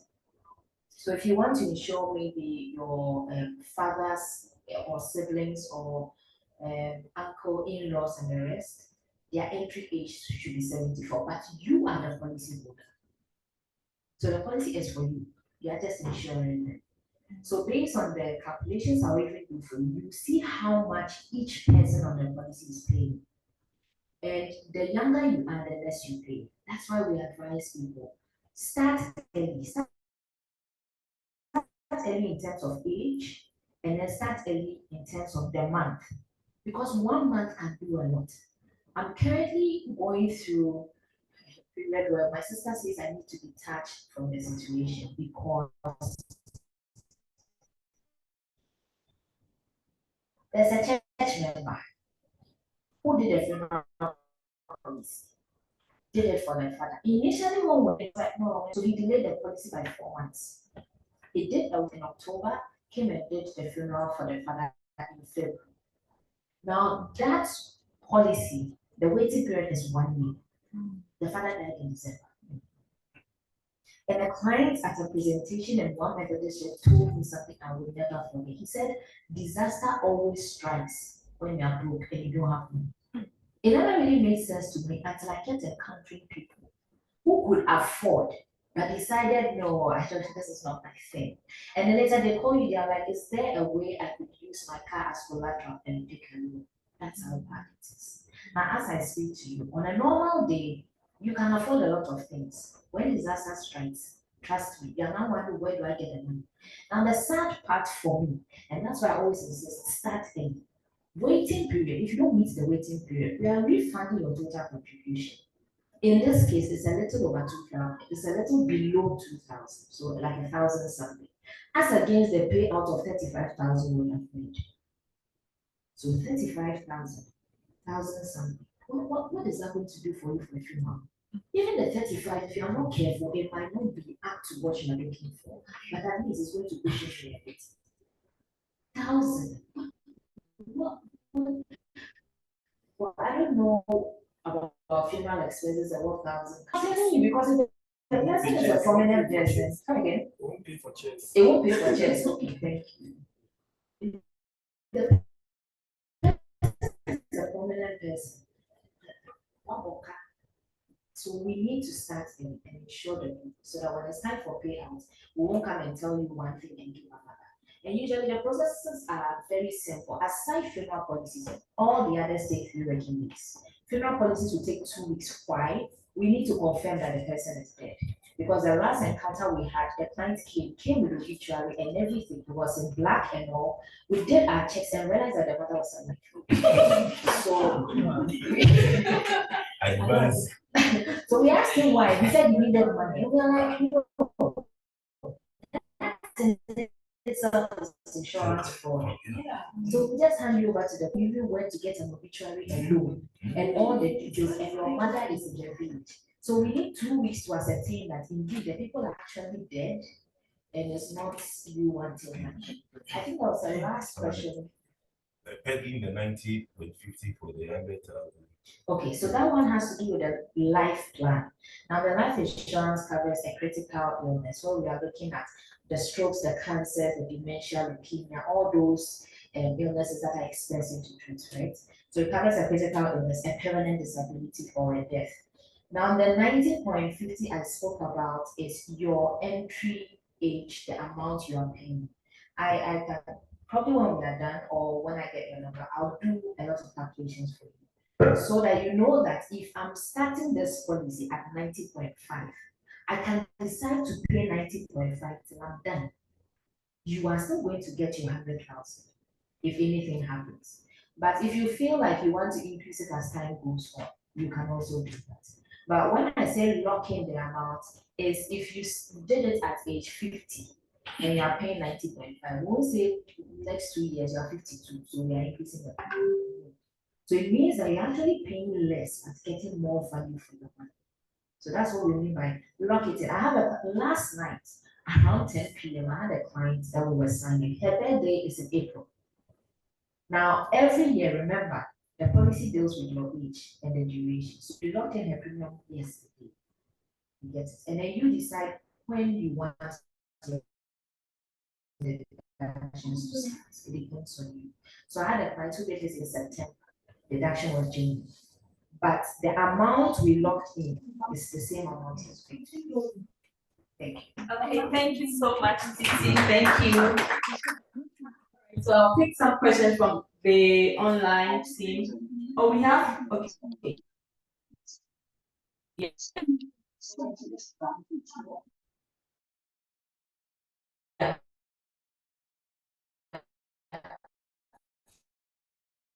That's this chart. Would you want to read it from now or?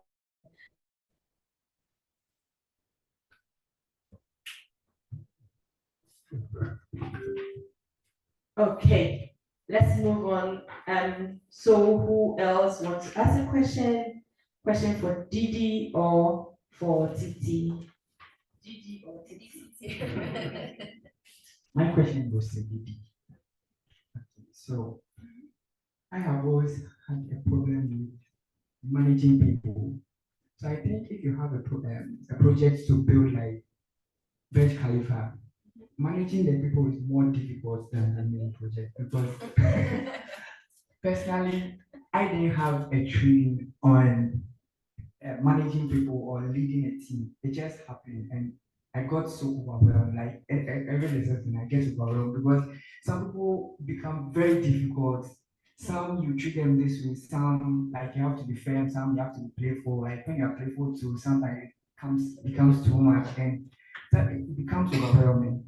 And people talk about how to manage people. Like you can't get a blueprint on how to get the desired result you want, but at least in your experience, as in like your work experience, how can you suggest or how can you like give your methods or your style of leading people which has been effective for you? Yeah. Okay, thank you so much. Thank you. Okay, so my name is Comfort, and the question goes to the last presenter. You mentioned professionalism. So my question is, will the professionalism vary from one project to the other? That's my first question. And my second question is, when you have a leader, a team leader, who wants to micromanage everything, how do you handle such? Thank you. I'll pick another question before I get to Didi. Okay, let's see. Thank you so much. Let me say thank you to thank you to Titi, Titi here, to Didi as well. Very enlightening presentations. So for the team management, my question will be going through the phases of team formation. What are the exact things that the project management manager would need to be doing in those specific phases? Like when the team is getting formed, what should be the role of the project manager at that time so that the formation will go well into the storming phase, and let's say the storming phase will not last that long. So like what exactly should they be doing depending on the phases? Then I don't know if I can make a contribution now or later. Okay, so let me finish your question. Yes, so Didi, back to you. Thank you. So the first question, my experience. Okay, so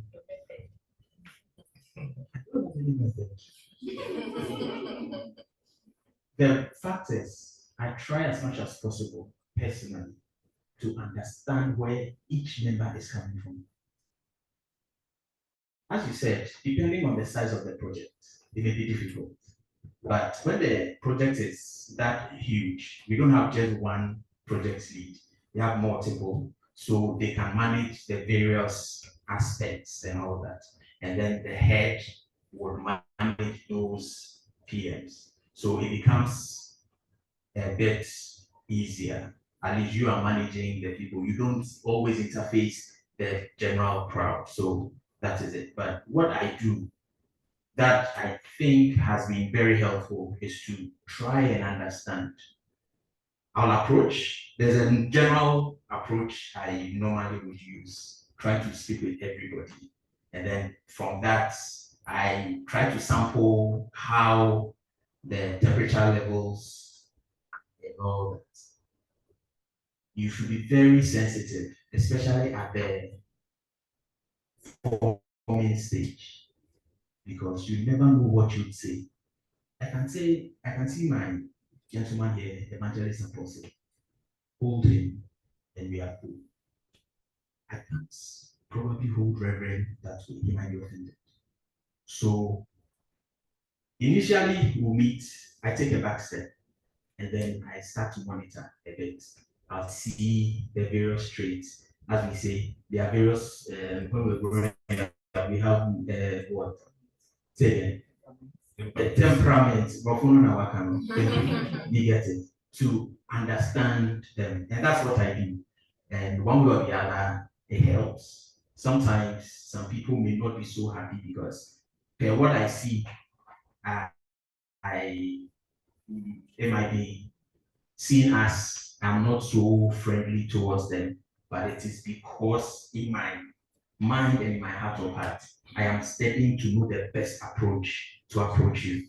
Right. I don't know if my sentence was correct. The best approach to approach you. You understand? You get it. That is what I do. And I try as much as possible to at least speak with everybody every day. Those very close to me in the space. Speaking doesn't mean what happened in the news yesterday. Oh, how was your night? It was good. You're checking the levels. Have you gone for lunch?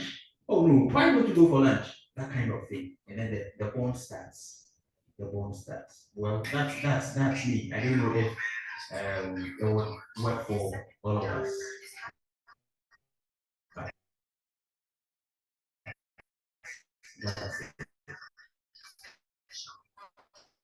The second question had to do with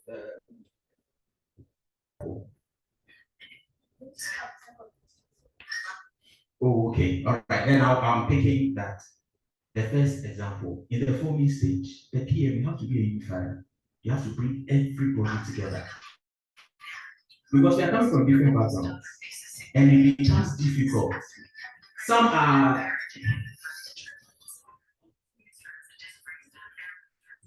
team members. We need to accommodate team members. Effective team management. Right. So in the forming stage, you have to be the binding wire or the glue, bringing everybody together. You have from different backgrounds. When they speak, oh yes, I agree with you, but I think maybe what he says is also right. Let's compare, let's discuss, let's sit. My boss will say, you can come to me every time. Just let me know what it is. You speak to him. If he doesn't agree, he will tell you he doesn't agree. Why don't you agree, boss? This. That's the reason. But whatever it is, he's your boss, right? So you become the binding wire, right? There's a binding wire in construction, right? Yeah. Okay. Or someone will say there's solution here your course site, or will say the solution or the solution, something, whatever. You get it. In the storming stage, you have to be the judge, the arbiter. Because at that stage, we are working ahead, and we need a middle person to be in there for us. So you become the lawyer. Okay, yes, what you are saying is right. I agree with you. I will defend you in this case. Okay. No, I'm going to be the prosecutor. I'm prosecuting you. You didn't do it right. Next time, let's do it. So at least in these two examples, we understand. In the we were talking about the forming, the storming, say again? Norming. Norming, they said, yeah, we are all at ease. Afa. Thank you. Right. But even in the Afa, sometimes we have underlying or something simmering from. So you need to check all those things and make sure that Afa, nobody is sleeping at home. They are coming to work. Right. So you make sure that they come to work. And then in the performing stage or wherever they are doing the work, you make sure that everybody understands his or her task and is doing it as it's supposed to be done. meeting the timelines, meeting the budgets, meeting the schedule, meeting everything, all the resources, everything is intact, right? And then the agenda in India, and only say you call every they're going to Papaya Resource Center to relax. The place is very nice. If you've never been there, please go. Right, just go sit, enjoy the greens and stuff, come back. So maybe that's what I said. I don't know if I've been able to answer and help. And then micromanaging, it becomes difficult. I remember one time my boss wasn't at work and I was saying, says, Didi, I don't want to be seen as micromanaging. I don't want to be seen. I said, oh boss, I just want you to be in the room. Right? Some people are, I don't want to use the word power plant, but they feel when they let go, they are letting their position and everything go, and you are going to be seen. You should study your boss, understand what he wants. If he wants it at this time, just do it for him. Oh my God. If that probably would answer the question. I'm being a bit practical, but that is how you go about it. Whatever you do, first and foremost, he's your boss. At the job site, there's hierarchy. When he reports you, they are being subordinate. You get it? So we should study the environment, know the people we are working with. As we said, the temperaments, and then we'll deal with them accordingly. I hope I've done justice. Okay. The professionalism, yes, you said that does it differ?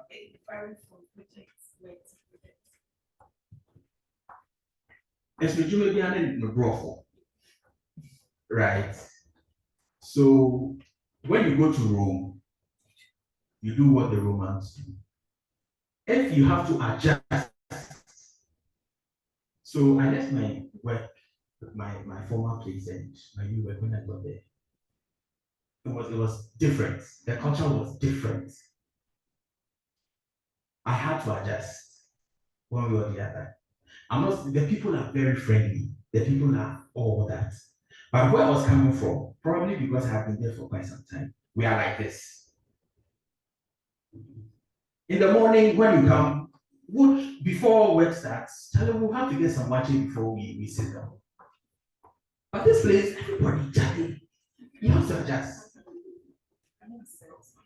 You get it. So professionalism may be defined by the environment you find yourself, and you need to be very quick to adapt. Otherwise, because will be a little how do you say it? Don't mind him. Or something. You get it. So I think it depends on the environment. There are standards. We have standards.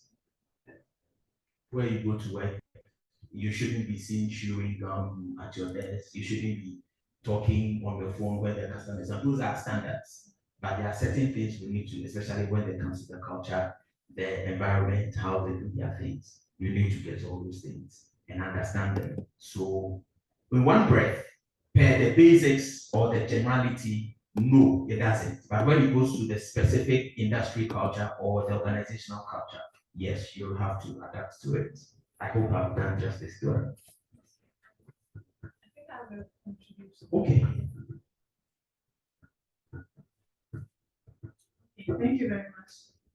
With the question on the forming stage, so I happen to be in that stage with the group I recently formed. Let me put it that way.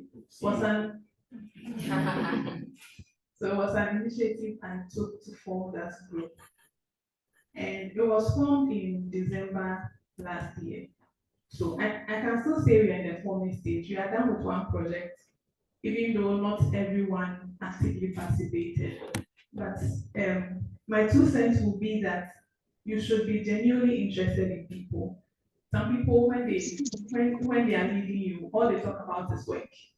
So sometimes they intentionally ask, "Oh, how are you doing? By the way, can you check your WhatsApp? I've sent you something." So people know, they can tell when you are not genuinely interested. And that takes some time. You don't just meet somebody and then that kind of thing. Even though some people are more easy to approach than others. So it goes back to knowing their temperament and how you can work with them. So I think you should have a little patience. Because there's someone on the page, up to now, they haven't said anything. You ask him, everything is fine. So just being patient with some people. And then with the micromanagement, I think, as you said, you should know who you are dealing with. For instance, I'm a PA. So it took some time for me to get to know how my boss is.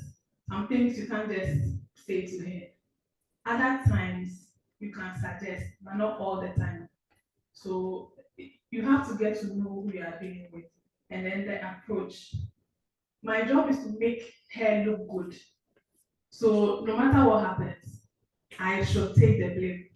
So there was a day I apologized for something clearly that wasn't my fault.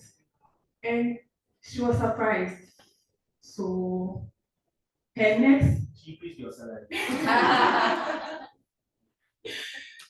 Her next action was something that surprised me, but I'm not going to say it. Don't leave it. But some way, somehow, I can see that the trust has been solidified. Yeah, so that's my 2 cents. Thank you. Okay, thank you. This one is 50 cents, or not? I'll take Leslie's comments and then I'll take your question and we will read the online questions as well and we will wrap up. Thank you. Okay, so this will be in response to the first question, talking about the strategies to manage a team. Okay, from my experience and my opinion as well, I think that to succeed as a project manager, especially in managing teams, in good skills.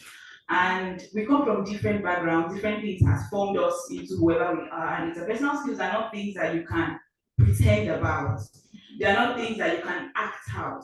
So for me, it is a process. If I must manage people effectively, it must be a process of personal transformation. I must really transform. Like there's no time. I have in my bag, let me go see. Coincidentally, yes, I'm reading a book. Everyone communicates, few connect. I attended the communication class yesterday. I have an emotional intelligence class for next month. Like you have to build yourself as an individual to genuinely transform into a better person. If not, people will get on your nerves. Emotional intelligence is another one. If you don't have it, you will miss out on a lot of it. So as a project manager, I think that aside to work, you want to personally invest in transforming into a better person. Thank you. Thank you. Thank you so much, Leslie. I think you made some points that answer my question to an extent, but let me still ask. So can an introvert or a socially awkward person consider becoming a project manager?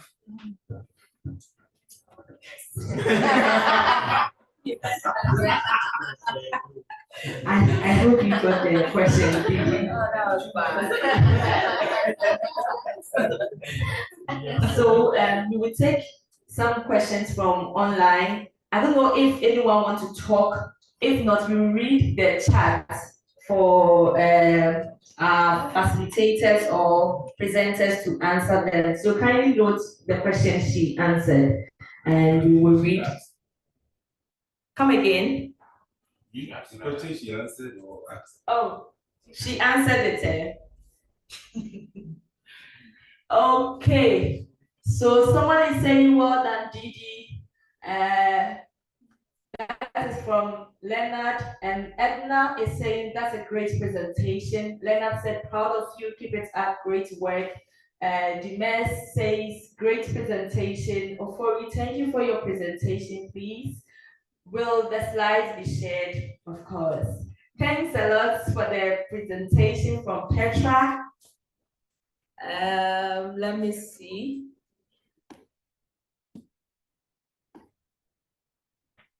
So Emmanuel Hagan says, please can we have the recording sent to our mails? Sure, we will share the recordings with you.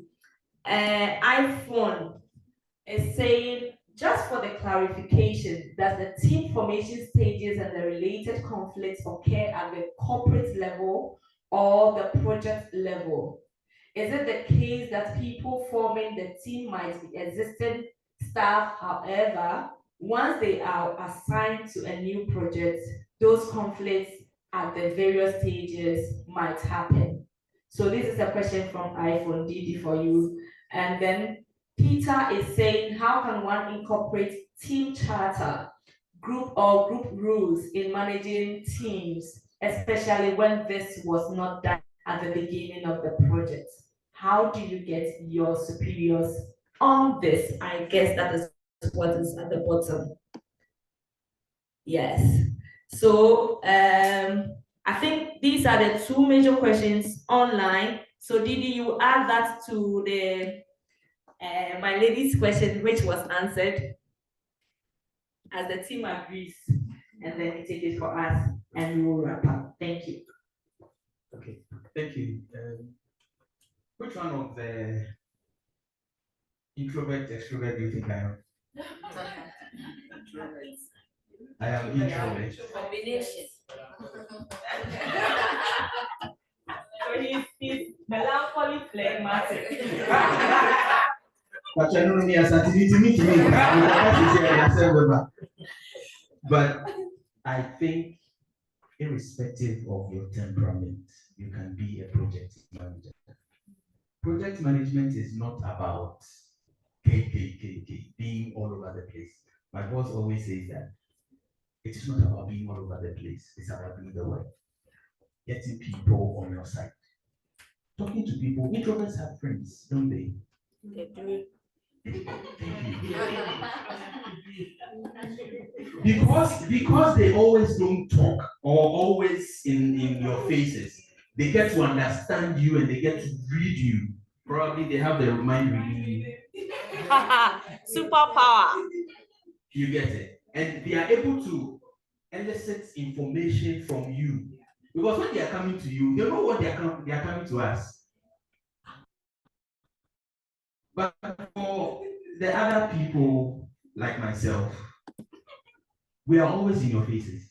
And they saying, good morning, where did he? Let's go out, let's do this, let's do that. Sometimes we miss the fine details and we are unable to connect properly as we are supposed to. You get it? So you can train yourself to be a good project manager, irrespective of you being an introvert or an extrovert. I don't know if I've been able to answer your question. Yes. Am I on the right path? Yeah. To salvation. Yeah. Right.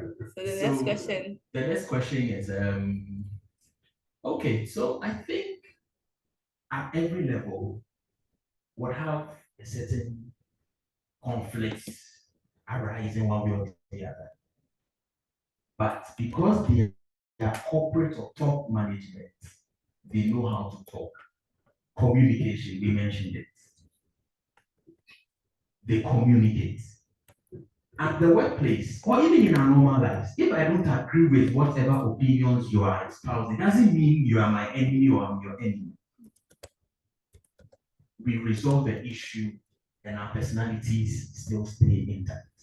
So it happens at the project level, it happens at the top level, corporate level, but you are supposed to better manage how, even how you come out. Sometimes the issues might be so enormous that probably at the first instance you just come out very harsh, very hot.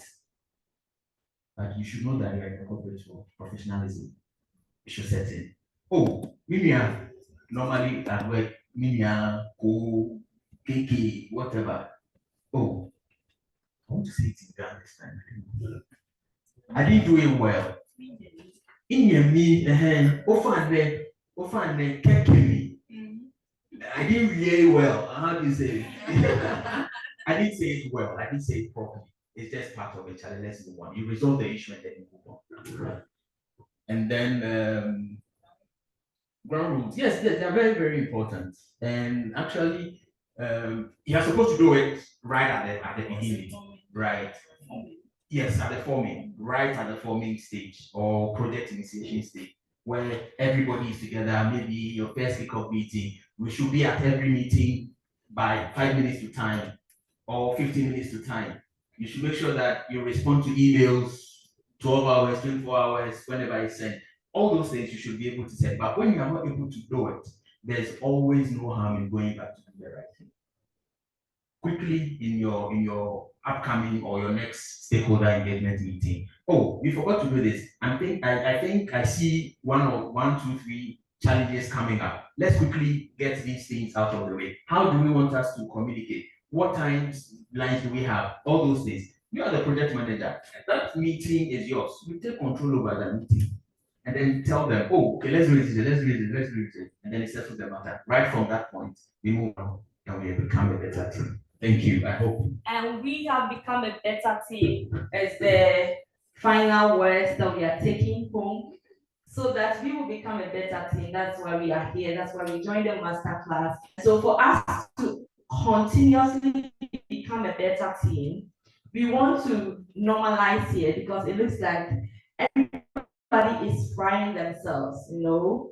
I'm from this place, you know. I am this person, you know.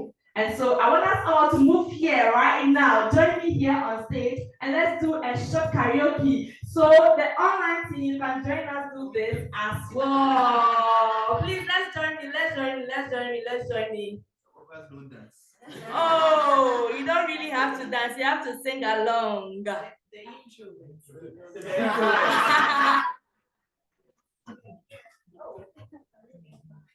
Karaoke, may say.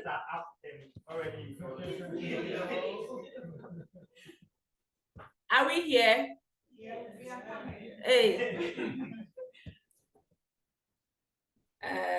So share. Yes, we can feel the place. Is it different because we have Reverend and Apostle? Yes. So let's get in the mood.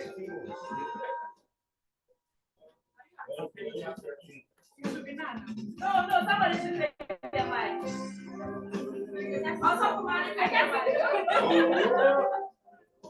Let's go! Mike, there are plenty mics, so you carry the mic. Oh, there you go.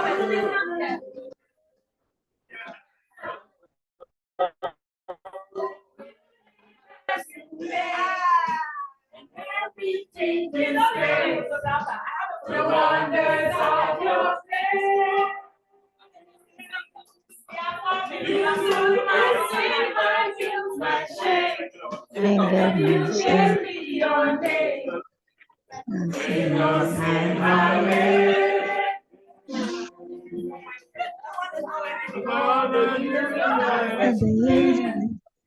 And everything is made.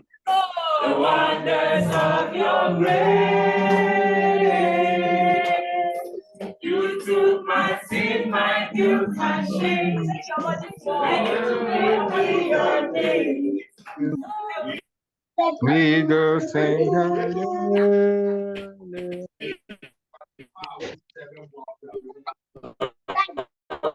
Say hallelujah. Woke up alone. This road. Osheno, I got my victory in you. Woke up alone. This road. Debbie.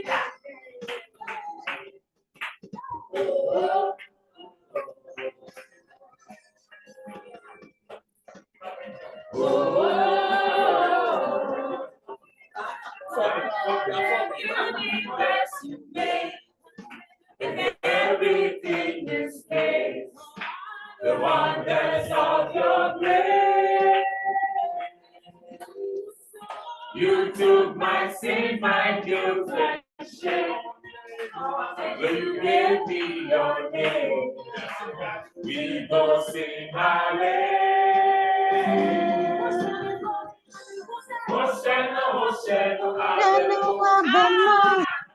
I've got my victory in you. Oh, come home, it means the road.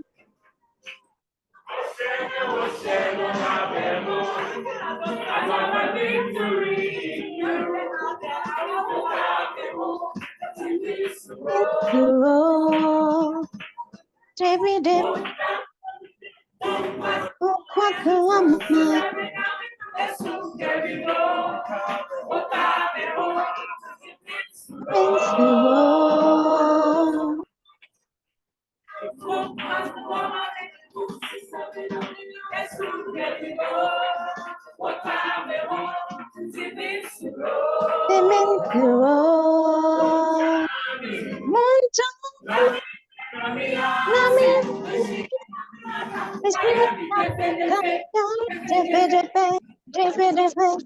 Oh, different.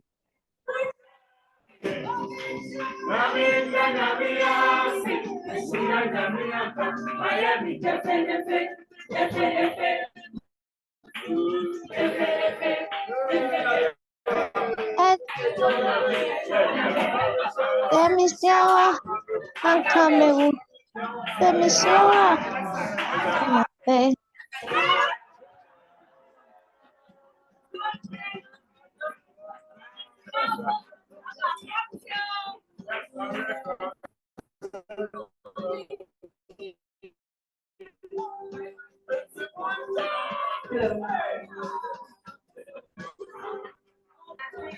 Narayana, ha ha ha ha ha ha.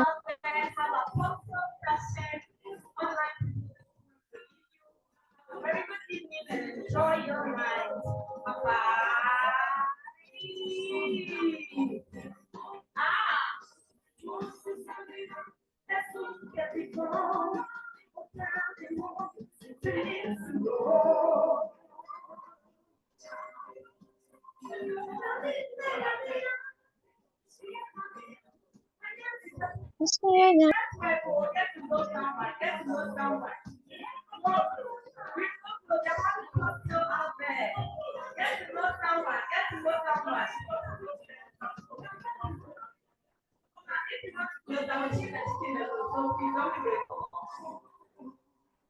Thank you, online so much.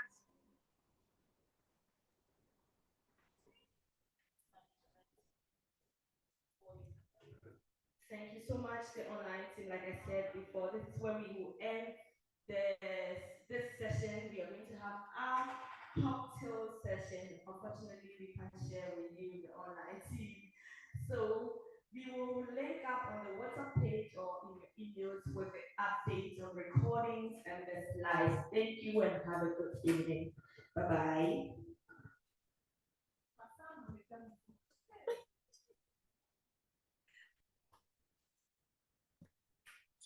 What about the claiming of the PDUs, please? So Laura, we will share with you a code that you will use to claim the PDUs. Okay. That will be from Monday going. Based on the Google Sheet we completed to register for the class. So on Monday, we will share with all the PMPs the code for the. All right. Yeah. Okay. Thank you so much. Welcome. Thank Bye. you. Bye.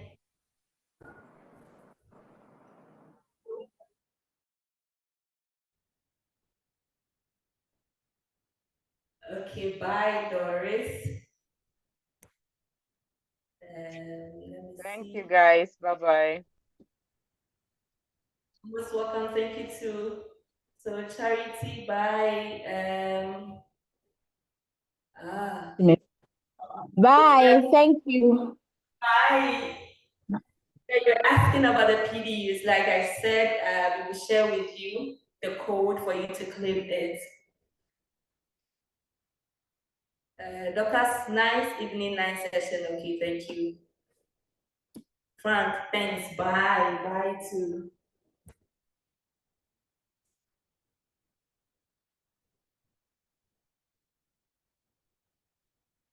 Oh, so PDUs are professional development units. These are for those who are already PMP, they are already project managers. That is, they are certified project managers. If you're a certified project manager, you need to submit PDUs to renew your certificate. So that is what they are asking for. When you join a session like this, when you learn, even after becoming a certified project manager, you have the opportunity to claim a PDU. You have the opportunity to claim that indeed you are continuously updating yourself in the knowledge or in the field of project management. So that is what they are asking, please. I hope it is clear.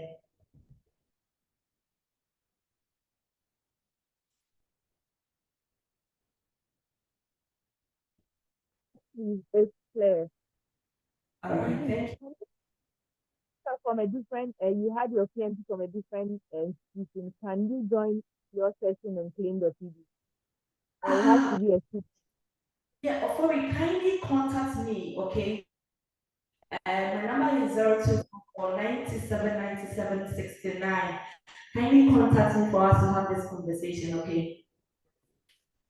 Thank you. Bye. All right. So Monday will be fine. Okay. Okay. Thank you. All right. Thank you. All right. I hope I can leave now. Is there any other question?